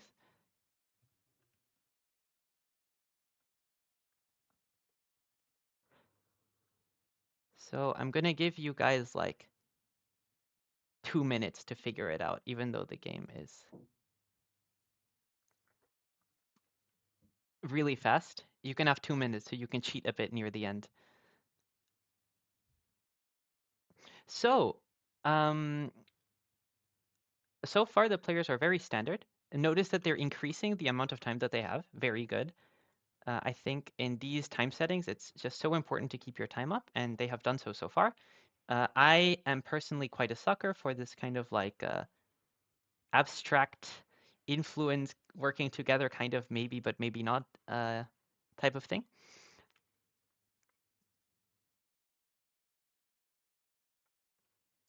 So I just saw a bunch of flying knives in the computer Go tournament held just this weekend. Yeah, I don't know. Computers do it sometimes, but how many rounds are they playing? So this is a best of 5, and the idea of the best of 5 is that the time settings get a bit lower every game. So right now we are at 3 minutes with 6-second increment, and next game will be 2 minutes plus 5-second increment, 1 minute plus 4-second increment, and it's a best of 5. The score is currently 1-1. So the games have been very good, and I think in general, I think Vsevolod has had the better like strategy approach towards the tournament. Like I think his time management has been better. I think he's been better in like key moments. But Andrii managed to clutch out the last game and managed to win it. Vsevolod won the first game quite solidly, but Andrii managed to punch back. And I hope that Andrii adapts a little bit, or at least continues to be as clutch as he was in the last round, because the last game was just such a mess, and he managed to do it. So how will white solve this shape? I think probably something like P12, which I'm hovering, like ABC looks like it holds. Like white has the ladder and everything works out. So this should be completely fine. Okay, so instead he chooses to protect like this with the idea that even if black cuts, I think it's pretty reasonable that you can even just sacrifice them and get a strong outside. This is at least an okay option that white can choose. So this is a reasonable. I just wonder if black will immediately cut, because always when there is this type of shape with kind of like uh, low liberties, cutting is very interesting. But we'll see if Andrii decides to go for that. Instead, he attaches, so he is instead looking to create a group on this left side of the board. It's very important for black to create something in the short term, because I think the longer black waits, the more this like abstract collection of maybe vaguely related stones starts to actually look like a framework. So I really understand that black wants to create a group here. That makes a lot of sense to me. Though, on the other hand, you can also look at these stones and consider them a weak group. You can if you want to. You don't have to, but you can if you want to.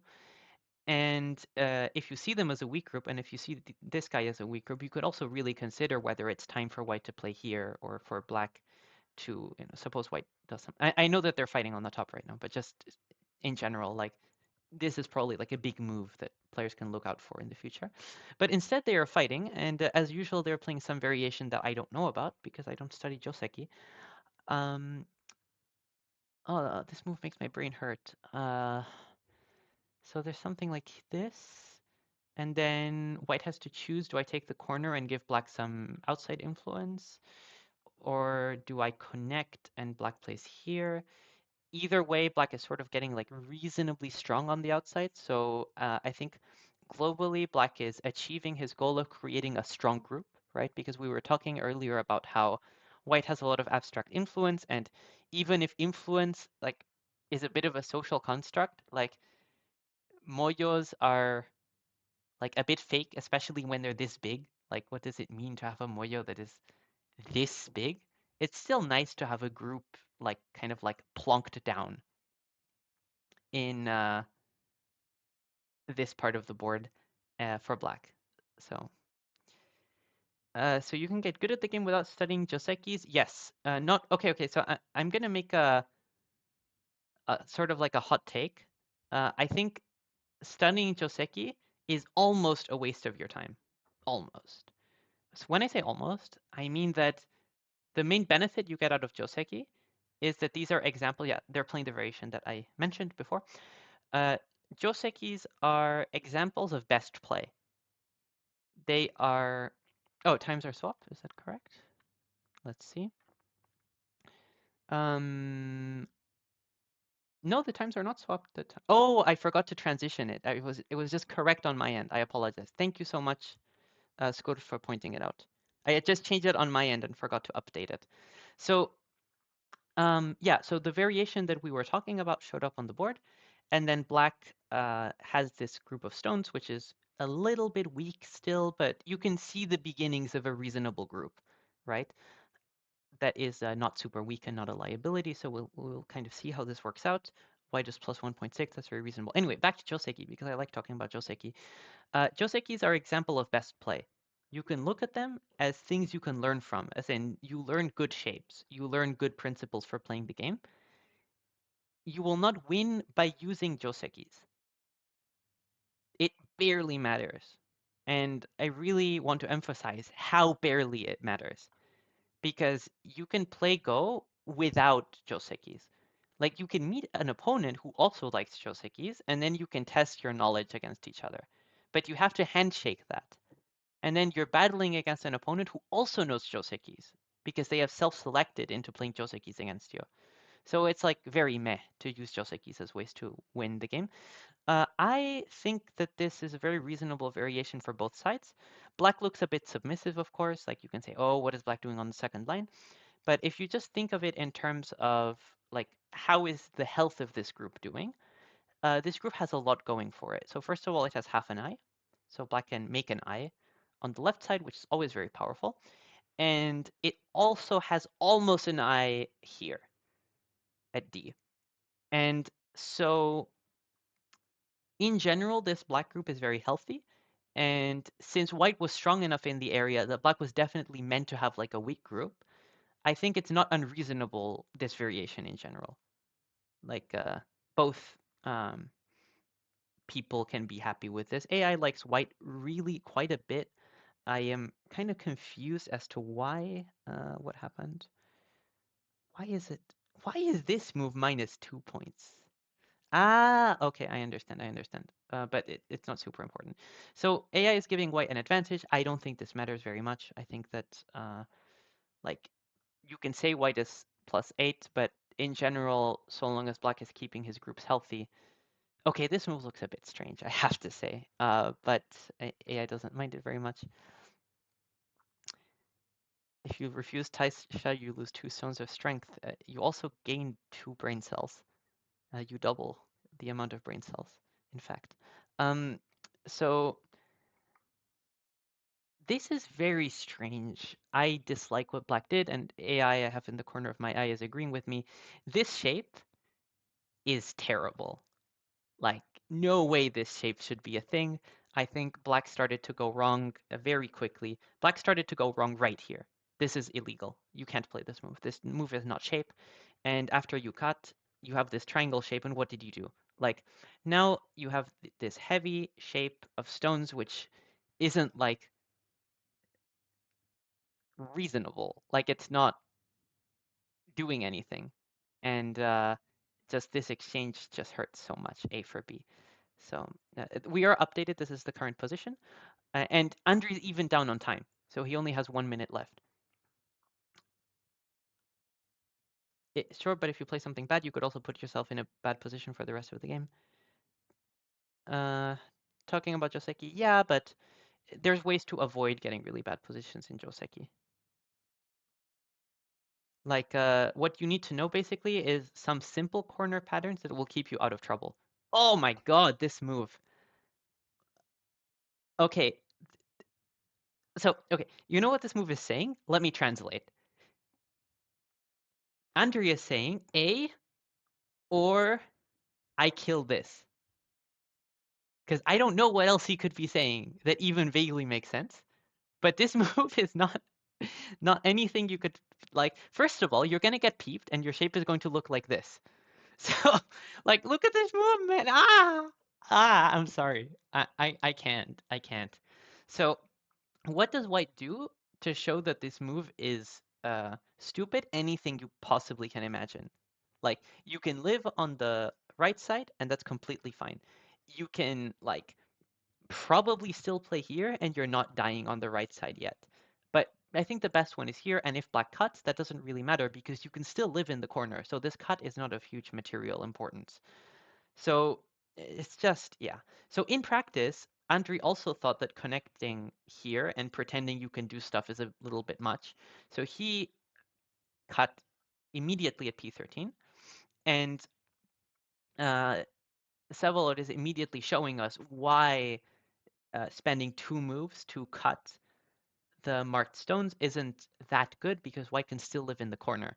So Q11 is like, I don't know. It's not a pass. I understand it's not a pass, but like, man, is it dumb. Um, Good lord. Yeah, it's an F shape. Indeed. F in the chat for Andrii because this is not good lord. So yeah, this is the current position. Vsevolod is still really healthily up on time. And I think that this position is just incredibly unpleasant for black. It's only +5 in AI apparently, but the reason it's unpleasant is the following. These stones are really hard to die with for black. Like, if you die with it, you are in a lot of trouble. If white dies with this, suppose because white loses the ko, whatever, white still has ways to negotiate and get something else. So I think that this is just like the type of gameplay that is super, super low downside. And in fact, after Andrii connects at P10, now White is doing incredibly well. White's up 13. Is this an instance of caveman play? Yes, absolutely. Absolutely. So what letter is this now? Wait. It's almost an E, but it isn't, not really. Was R16 better than R17? Yes. So, yes. How old is Vsevolod? Vsevolod is something like 17. Don't take my word for it. He is pretty young. Yeah, yeah. He's very talented. So R17 is probably worse. So addressing somebody's point in the chat, what I was saying earlier was invading at 3-3 at R17, which allows you to live in the corner. But what Vsevolod is doing is creating this really annoying group, which, if it lives, is making the life of this beautiful stick much harder. So I think, considering that these Ponukis of Whites are super hard to kill, what Vsevolod is doing is pretty smart. I agree with this. Andrii is getting low on time. Yeah. The score estimator gives the game as even. No, White's still up 10. Hello, Miko. Miko 93. So yeah, I think this position is just so weird because now that White has spent enough moves, White is making totally sure that he's alive. And once he's totally sure that he's alive, exactly, I was going to suggest S13. And now this group is just like, think about killing this group, man. It's just so annoying. Like, you're never going to manage. Um, but actually, AI claims that S13 is a mistake. Is that correct? So going back to the AI board, yeah. So AI wanted White to play completely differently. Okay, I see. So even though, okay, I see.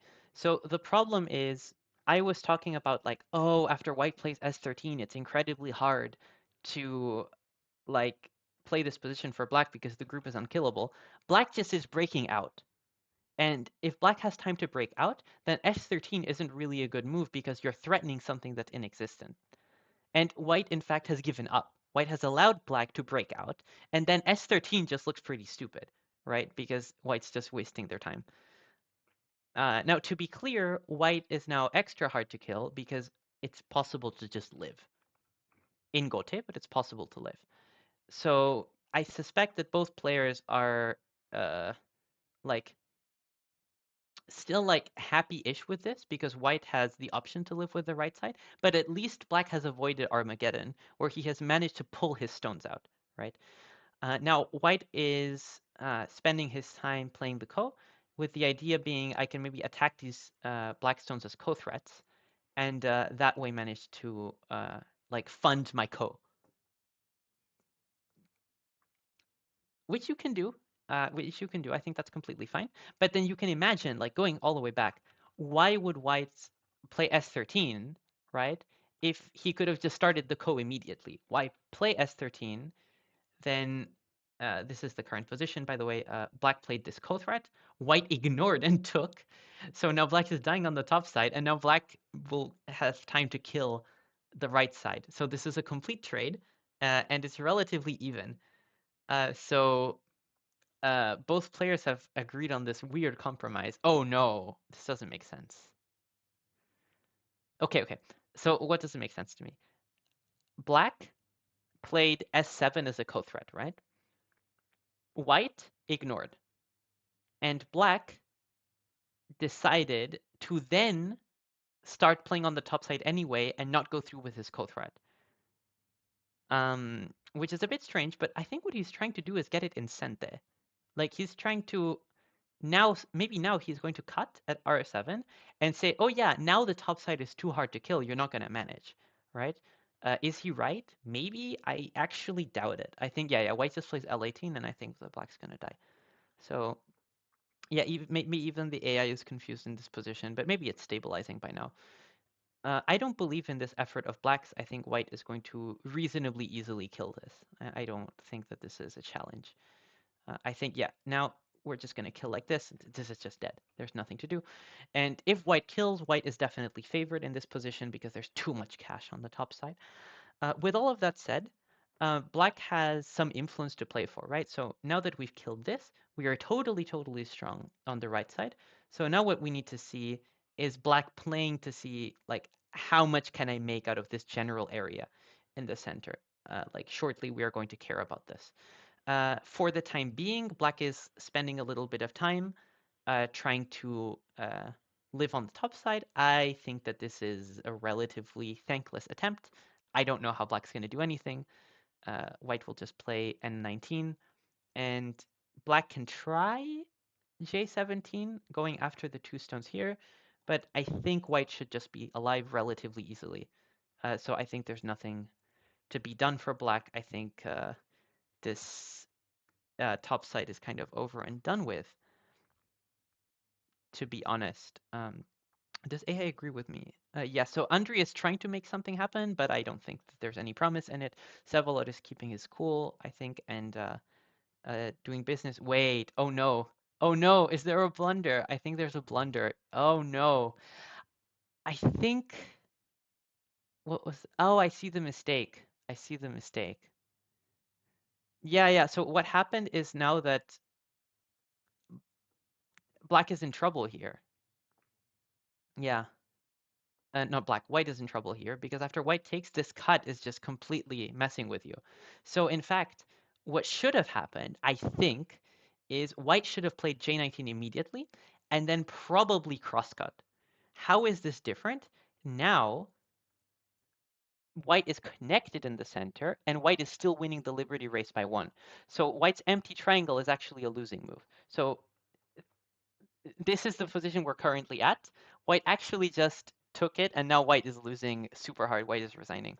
So white just completely collapsed, and this is frankly quite, uh, I don't know. Oh no. Hamete worked. I wouldn't say that this is Hamete. This is just like a fight with both players trying their best. Okay, so the game is over. Man, that ended explosively. I feel so bad for white because white played well, and as I was explaining, in this position, white is completely fine if white just crosscuts, you see. Because what happens here is that after black plays this one, white doesn't have to Atari anymore and create this cutting point. White can just play this one. And even though this looks scary, white wins the liberty race by 1. So white would have been winning by about 10 points here. It's not over, but it's difficult. Black did manage to find the best moves on the top side to make it hard. So black made this very educated guess where he was like, well, maybe this dies, but it looks hard to kill. So I will go for it. And it worked out for him. So that is the kind of resilience that I'd like to see from Andrii because he kind of like low-key collapsed in the first game. Um, and in the second game, he had some trouble, but uh, he really has managed to pull it back. And I think that that is uh, excellent. So let's get into the next game. The players are taking a short break, but I'm just setting everything up for you guys. Um,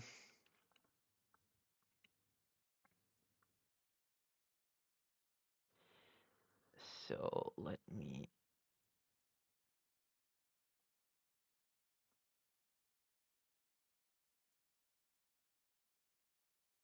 me just get the AI board up for you and switch the colors and all of that business.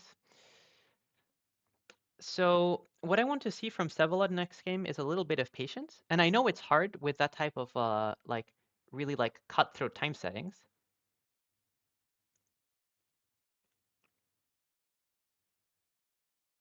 But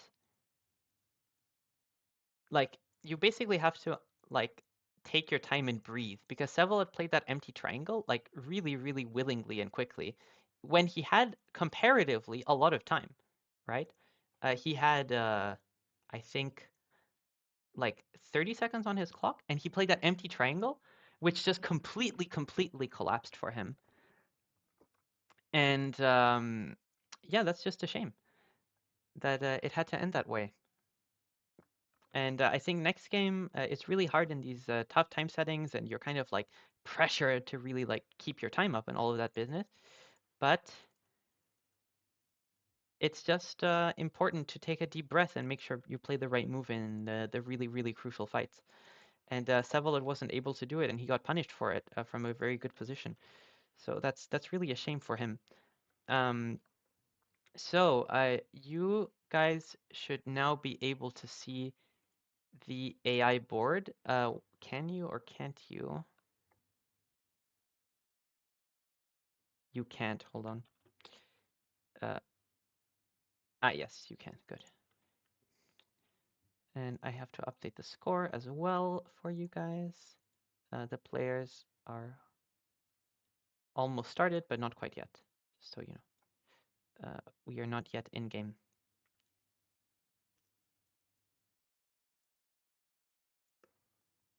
So Andrii is now 2-1.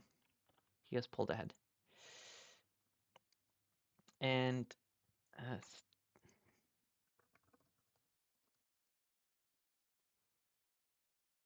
so this is the game link for the next game. So just so you guys can check it out on OGS if you like. And we will get going soon, I hope. I have told them that they can start when they like. And let's set up a little prediction, let's say. So Andrii managed to get the last game. Choose outcome, Andrii. So Andrii is now, by the way, we have started. And yes, start prediction. Will we get a game 5? No. Andrii closes it. Go Sif. So now we are at even lower time settings. So we have 30 seconds to predict. Sorry, I didn't give you so much time this time. But you have to predict faster because the players are playing faster. You see, it's just how it goes.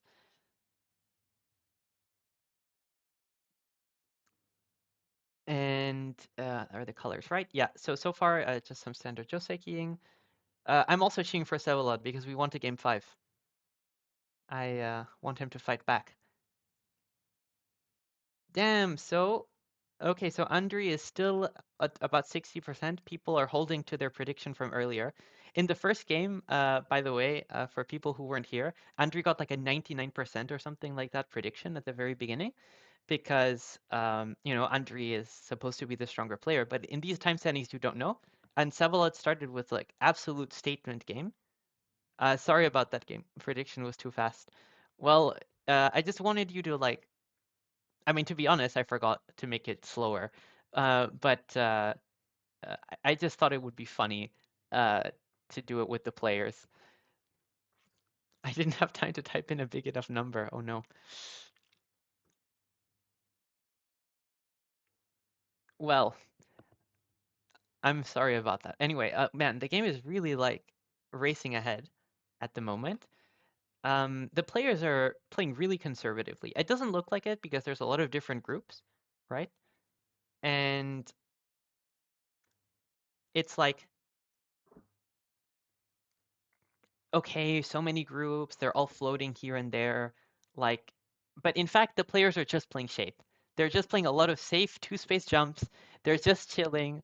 They're like, oh my God, the game is going to explode later. And you can notice that both players have actually increased how much time they have, right? So it's, in fact, they have been playing moves that are easy to play.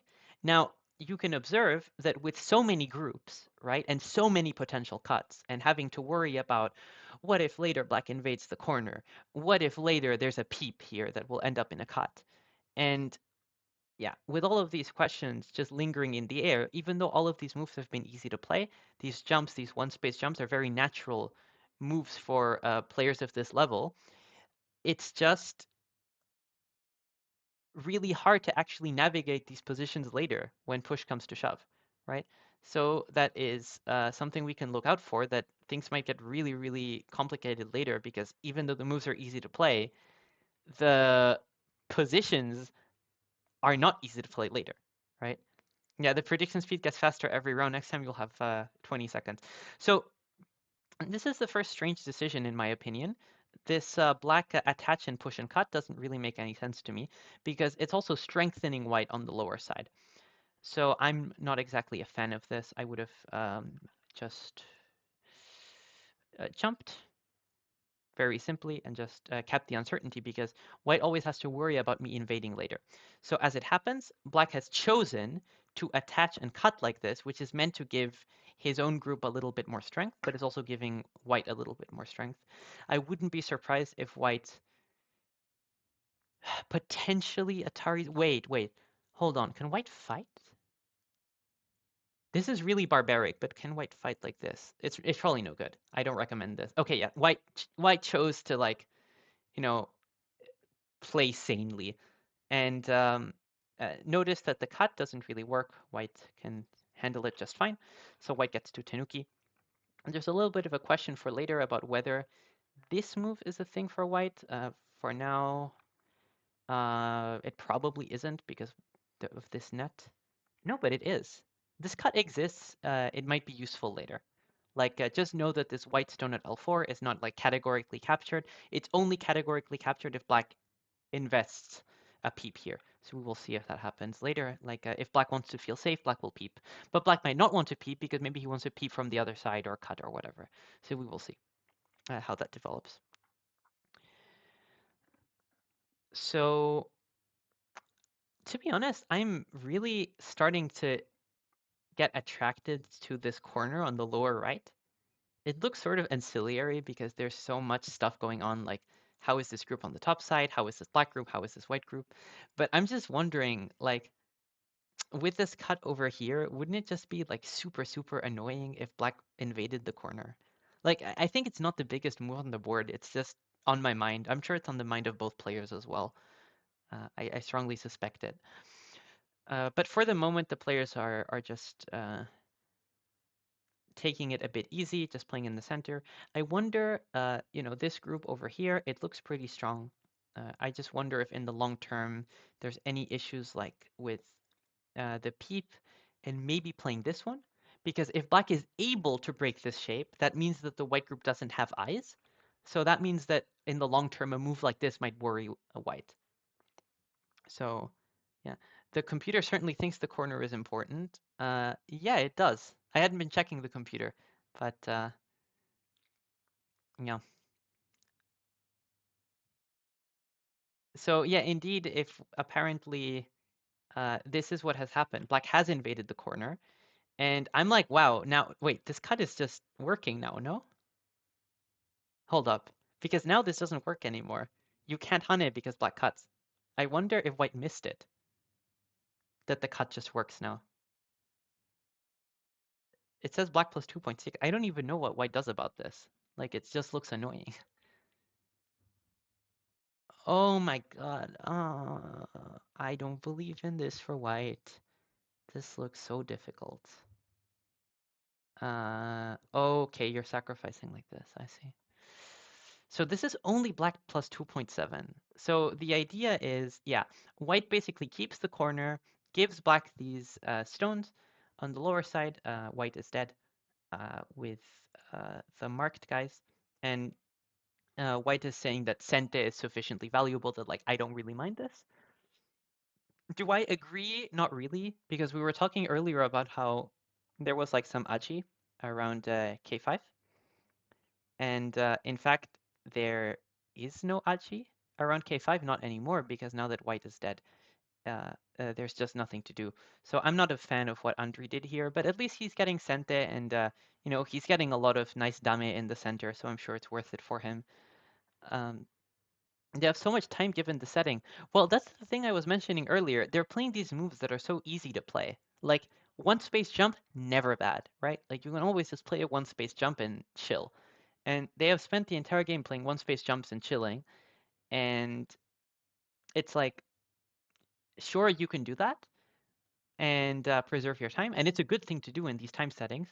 But all of these kinds of one space jump scenarios will get increasingly complex later in the game because every move now, especially now that black is so strong around here, you might later have to think about, can black wedge here? Is this a thing that works?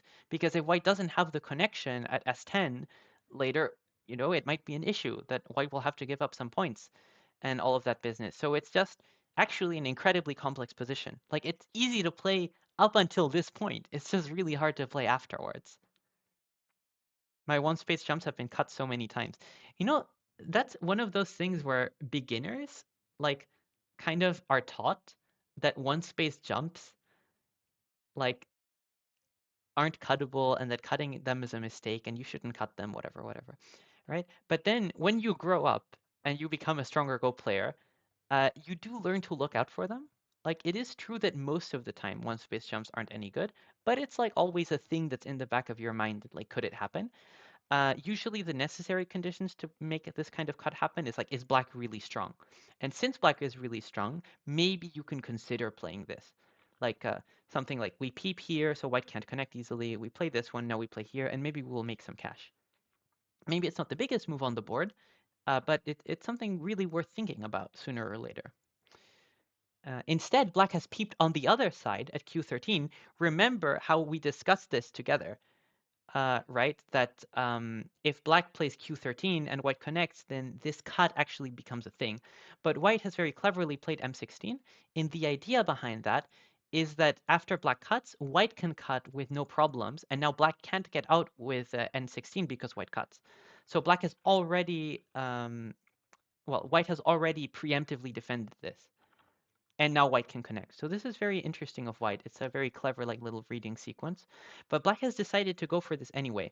And the idea is that, yes, if white had cut, the problem is that now black would be able to cut the other way and get some extra points. So white has in the end changed his mind anyway, which is a bit unfortunate. And now white's group is a little bit suffering. It will not die, to be quite clear, because you can always have this kind of connection. And black cannot really keep you super cut, like white connects this way. If black plays the other way, white can even play this way, which is a bit crude, but it works. So it's not like white is in imminent trouble, to be quite clear, but black is perfectly happy to like take a little bit of ice shape and put a bit of pressure on white. With that said, the game is completely even, and black has lost a little bit of a bit of expected score since some point in the game. Um, it wants black to Tenuki eventually. Um, but we will see. I think black is almost certainly thinking of Q9 here, because Q9 always makes white choose between I play here and I get cut in the end, or I stay connected and I get cut on the other side. But you can argue that maybe this cut is not the most important thing in the world, because if white is just alive on the right side, then who cares if white is cut? This group is relatively healthy out in the center. It's just very big. It's very hard to attack properly. So we'll see how that ends up. And okay, now black, instead of playing Q9, black decides to first peep in the center. That makes a lot of sense. And white ignores. So white is just saying that the stick doesn't matter. I'm actually going to probe your corner. And this is actually a really aggressive move from white, because white is looking exactly to make life inside the corner and to make black weaker. Am I saying that this is any good? No, I'm not endorsing this by white. I think it basically doesn't work, to be honest. That's what he wants to do. Nice. Okay, that's pretty clever. So I think what he wanted to do is if black had blocked, white would have, like this doesn't work because black kills. So instead we connect under. So black has avoided that and instead connected, making white connect on the second line. To be clear, if black plays here, white plays here. So white is completely alive. So now black is running with the entire group, and the game is still even because territorially, white has not gained so much. The corner wasn't so big, but black has to figure out a way to live with this group and has to sort of walk a thin line. And in theory, I think it should be completely fine for black because there's still some cutting points around here that need to be taken care of. And in fact, white does actually just connect back conservatively and let black push out. So both players have played this incredibly smoothly, actually. I'm very impressed with these time settings at the level of composure here. Um, this is the kind of game that makes no sense to me. It makes sense to me.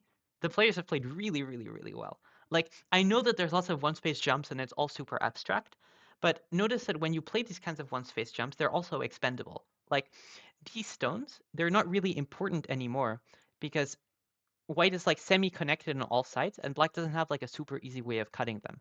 So the players have sort of decided to move on, right? Does 7 done mean that Ashe is the 7th done? No. It just means that I don't know. I've played a lot of Go in my life, something, something. So next, I think a really important question we can ask ourselves is, in the long term, how weak is White going to get in the center? And White has preempted our question by deciding that actually I'm going to defend. Remember how earlier we were wondering about what if Black peeps here? And hold on, Black peeps here, and we have to decide between where we get cut. So instead, White has spent a move to defend, but this gives Black time to invade the lower left corner, which is the last big territorial point on the board. So now that the board is settling and both players have kind of like invaded and gotten their groups out successfully, now we get into this endgame part, which is relatively close. Unfortunately not for Andrii, for Sevko, it turns out that maybe this invasion. Oh no! Oh, this is such an amateur mistake. I'm sorry. Um, Man, so this D1 is a famous endgame mistake that will get punished by Andrii because Andrii knows what he's doing. Um, so Andrii was already a little bit ahead, but after this endgame mistake of D1, it's even better. Instead, Black should connect here. And if you want to ask yourself, well, why? Why is D1 worse than D2? Andrii will show you in a few moves when he plays the endgame. 7 done for 7 decades of playing Go. Uh, no, I played Go for a very long time though, almost 2 decades. A lot of time. So I think that overall, Black's invasion was probably just a little bit too timid. Like, I'm gonna really quickly go back. Here, if Black jumps, for example, you can ask about whether is there any agi on the left side, etc., etc. And instead, Black decided to invade, which looks like it's getting a lot of points, but in fact just solidifies White's shape and makes White very strong. And it seems that potentially this is just an insufficient amount of territory. Now, we have to be a little bit careful for both sides actually, because Black still has this stick, which has to figure out how it lives. In the long term, White has to be careful about this group, because even though it's very big and looks very healthy, now Black has some agi in the corner. Does it work though? I was just speaking very quickly. Does it work? I think Black can play B19, and I think it's locally a ko. So White in the long term has to be a bit careful. To be clear, there's no issues here for White yet because K18 makes an extra eye. But if White falls asleep, Black plays K18 and White doesn't answer, there is a ko. So this is a room of like a little bit of hope. But in fact, so long as Andrii doesn't miss this, he should be winning because he has just quietly pulled ahead. Just, you know, Sevko played E6, White just cut it brutally. And in the end, it seems that White is just pulling ahead. And yeah, I think that this game is very interesting because White had these kind of like sticks and weak groups, but he managed to keep it all strong and together. And he actually gave himself the time to play C17, rob Black of all of his points, and chase the Black group out into the center to play all of the dame. So this is actually really impressive from White. This is actually very, very good. I don't know how Ash managed to comment. Thank you. It is hard. So this is going to be really tough for Sevko to manage to make this happen, to bring it to a game 5. I think right now Andrii is even trying to find some agi around here. Like, oh my god, is Black in trouble? White can cut, then connect here, but oh, it's so complicated, man. Whoa, so what are they doing? Yeah, so Andrii is actually going for it. Andrii is going for the cut, and in fact, AI agrees that this works. So remember how I said that, oh, there's no agi anymore, the L4 stone doesn't matter. Andrii is actually finishing this with a flourish. Black can cut, White can push through, but after all is said and done, I think that White is just winning the Liberty race. Because Black doesn't have these kinds of tricks to take White's liberties because yeah, White just gets enough. So White is actually going to die, and Andrii found this incredibly like sharp variation. And now even if Black manages to live on the right side, White has broken into Black's territory. And even remember how Black had this stick that was weak all throughout the game? That's going to become an issue again, by the way, because now when White jumps or something like that, I think that there's a chance that White actually can cut Black off entirely. Like, look at this. This cut just works. Almost. Maybe black has something to do to get out here. So it's incredibly delicate for black. Black is almost dying with everything. So this is just complete collapse from black, and it says white plus 81. Jesus Christ, so white is gonna kill something. So it turns out that the game is gonna probably just wrap up unless something really goes wrong. Andrii really got into his stride, man. Like he played so sharp this game. He found all of the right combinations. He just was like he had a bad first game, relatively bad. Like it's more like Vsevolod really played well in the first game, and Andrii had a shaky game too. But game 3 and game 4 have been really quite clinical, and I suspect that this is slowly the end of the line for Vsevolod. He's down to 1 second. Okay, fine. Oh my god. This is just. Oh, I apologize, guys. For some reason the board wasn't keeping up. Okay, the short version of the story is that black managed to live on the right side, but now Andrii is going for the cut that I mentioned before. And the cut, I think, doesn't work, to be honest. Wait. I don't see how it works. Oh, that's how it works. Okay, even if black connects on in the center, the lower side is going to die now. So that's the issue. Now white is just going to play K2 and black is going to die. So that is going to be the end of it. Oh no. Oh wow. That's so black goes out with quite the shapes. Um what what a game. What an absolute game. That was incredible. That was so well played by Andrii. Both players played well, but Andrii just took control of that game after he played C17. I think that Andrii was really, really quite modest when he said that he wasn't good at fast games. The first game was a little bit difficult. Like, I mean, he lost, and the second game was shaky, but he really, really managed to pull through. That was an amazing performance by Andrii. Just European champion level stuff. I'm really impressed. I'm really impressed by both players. They both played very well. This was an excellent series. So I'm gonna ask them if they wanna. Oh, oops. I accidentally killed the cameras. 1 second. Hey, guys. Their cameras will be back in just a second. I'll fix it.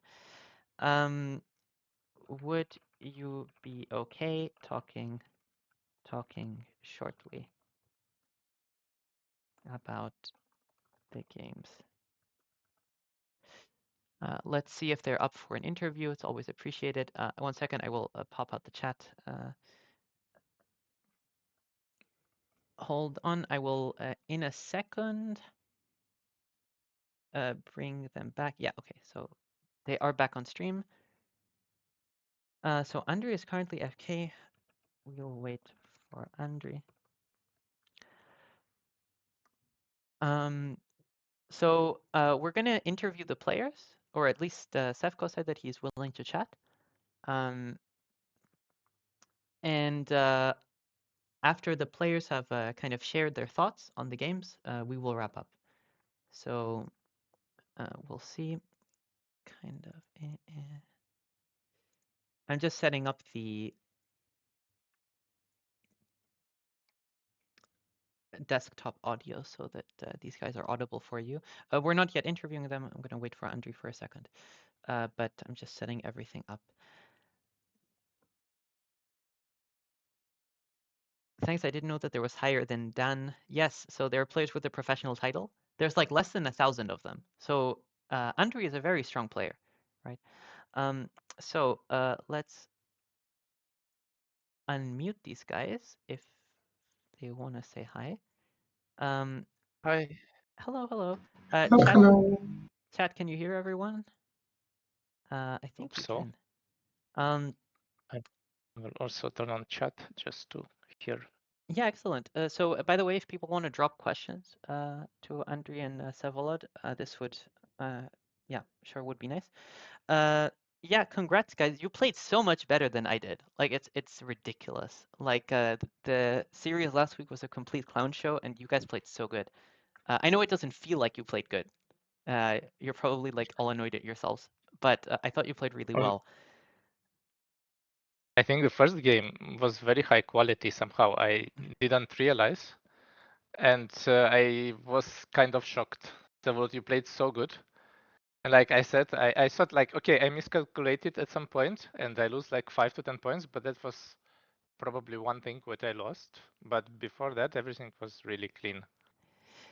And the second Yeah, game was also okay.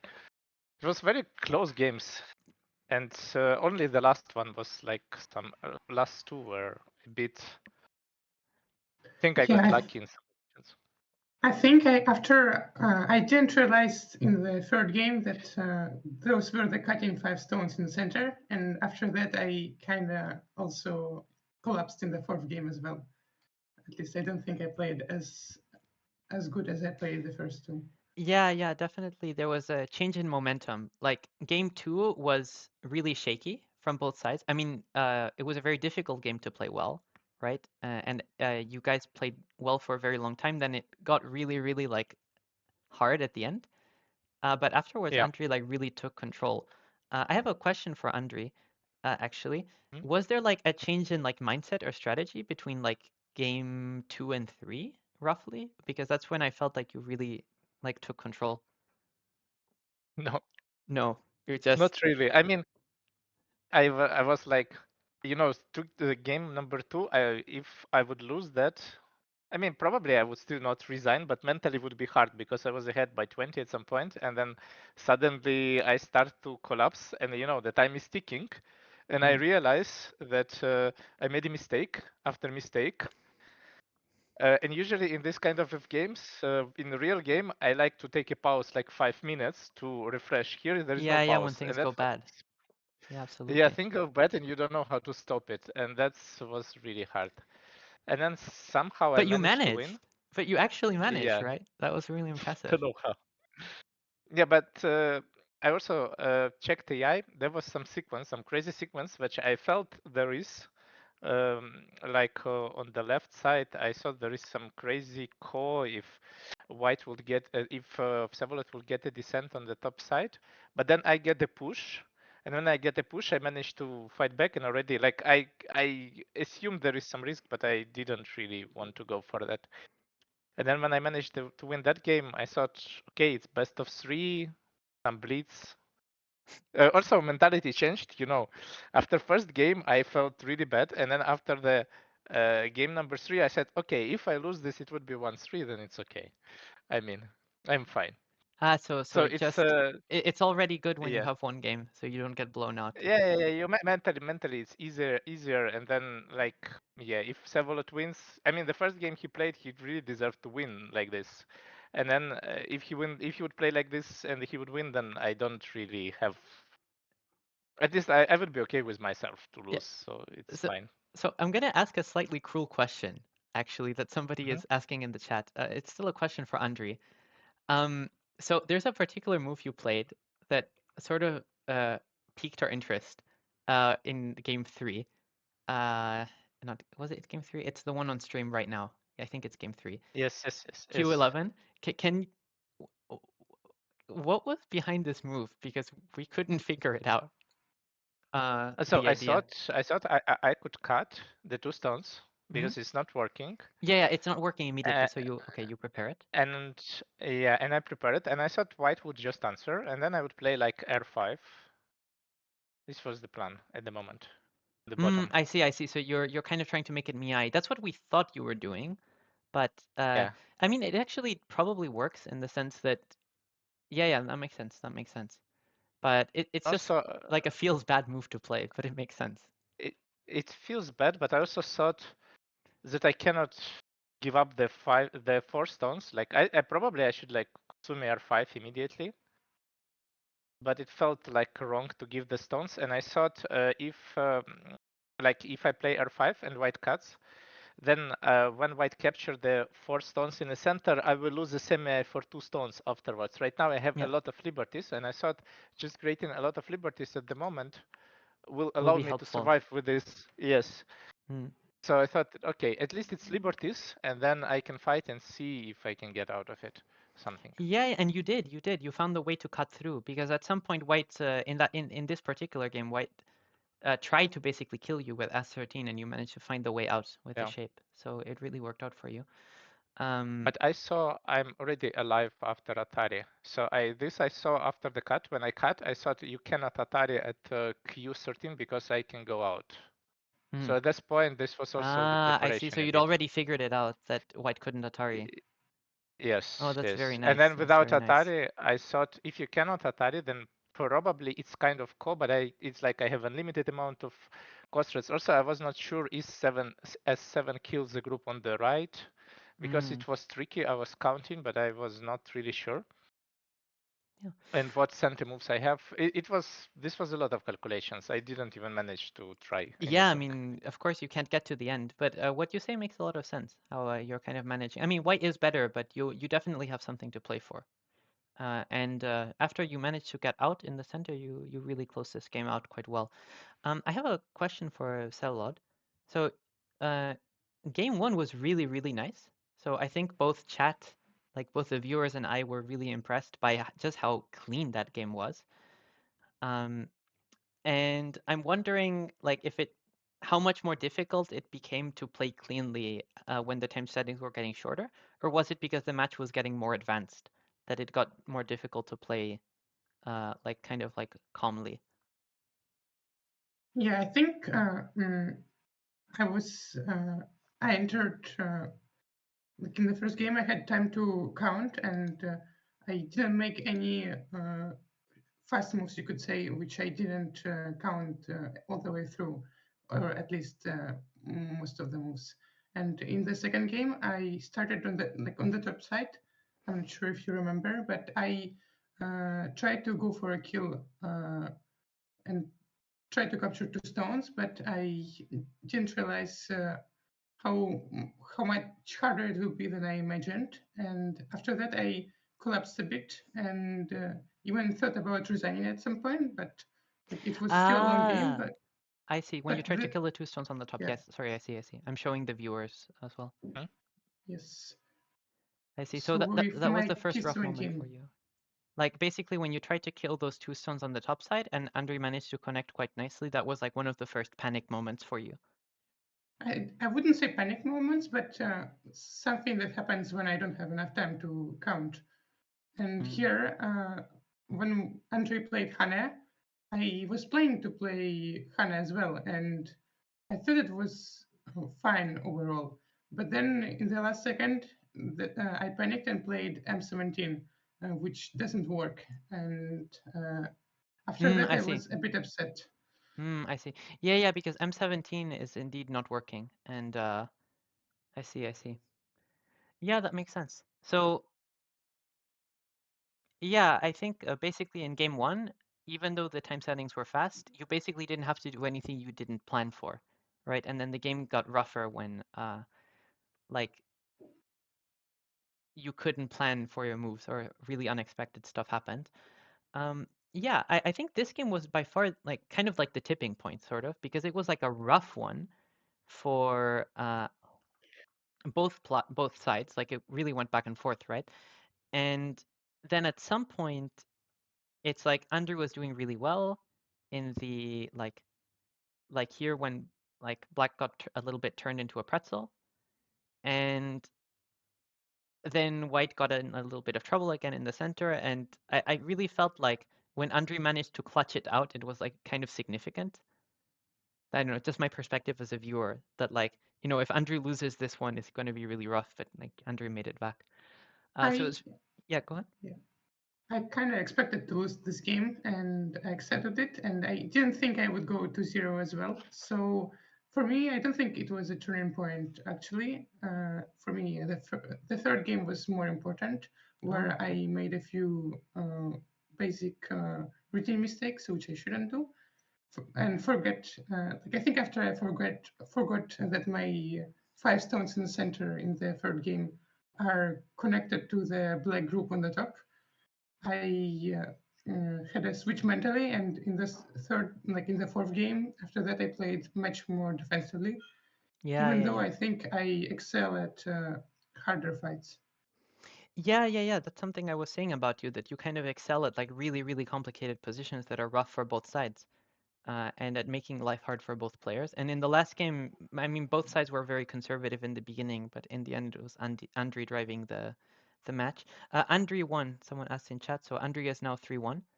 Yeah, so Vsevolod won the first game very cleanly, but Andrii fought back. Yeah.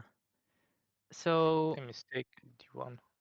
the Yeah, mistake at D1. about yes, it was mistake in a game 4. It was a call because of Yeah, that. yeah. So somebody's asking. This is like a classic one. I'm showing on the stream. I'm not showing to you guys, but you can see it on the stream, I guess. Yep.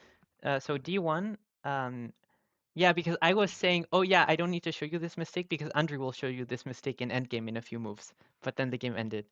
So basically, when you play D1, the problem is that White plays B1 later. No, And no, it's not about. It's about G1. Come on. G1 and call connection. well, but aren't both of them a problem then? I So mean, the G1 is a call. It's straightforward call for the corner. It was always there yeah. So because I can connect. so the point is like basically this is now a call, right? And Yeah. this one, yeah, this is just a, I mean, like this. Then Yahane. Wait, is this? Yeah, this is just a call. Wait, is that true? Yes, it's a call. I agree. So it's a straightforward call. So you're saying that black needs to connect, and then you have like some extra connection. I completely missed that. I just thought it's like the classic mistake where white has b1, like just some like small endgame. But I'd completely missed this connection. That's really nice. Like I was too busy telling chat about like the classic like b1, like you get one more point in endgame mistake. And I was like, Vsevolod, such young player, making this basic endgame mistake. So the idea is, By hmm? by points, it's same. I mean, it's not a big deal because not always you can even get a chance to play B1. It's the problem usually is the sentence at F1 and G1. I think this is more annoying Oh, I in see. than points. Points wise, it's okay. Because I, you can get it, but you lose Sente. It's not like you get anything in Sente. It's just a bigger Gote move you have there. I But see. overall, just only these two moves. So if it's irrelevant, you can play D1 if you want. Yeah, I understand. So I think basically like this, if black connects, this G1 is never Sente. Yeah. So and F1 also, I think F1 isn't Sente either, right? You need both F1 and A, A5, yeah, right? I did this A5 to Mego is at some enough. point in my life. A5 is enough. Uh, A5, but it's without F1 is enough, but it's like 4-step go or 3-step go, I don't know. I see. Which is like 5.5 point then game center Gotha. So you can start the call at some point. So yeah, so I completely missed the G1 thing. Yeah, thanks for pointing it out. I will maybe learn it. I probably won't. Yeah, I think with that, we can probably slowly wrap up. Thank you so much for coming on and giving us your thoughts. I really thought that this was a very good match from you guys, and it was a lot of fun to comment. Is there anything more that you guys want to say? I mean, it's really cool experience. I like this a lot. I mean, it's intense in a way of playing.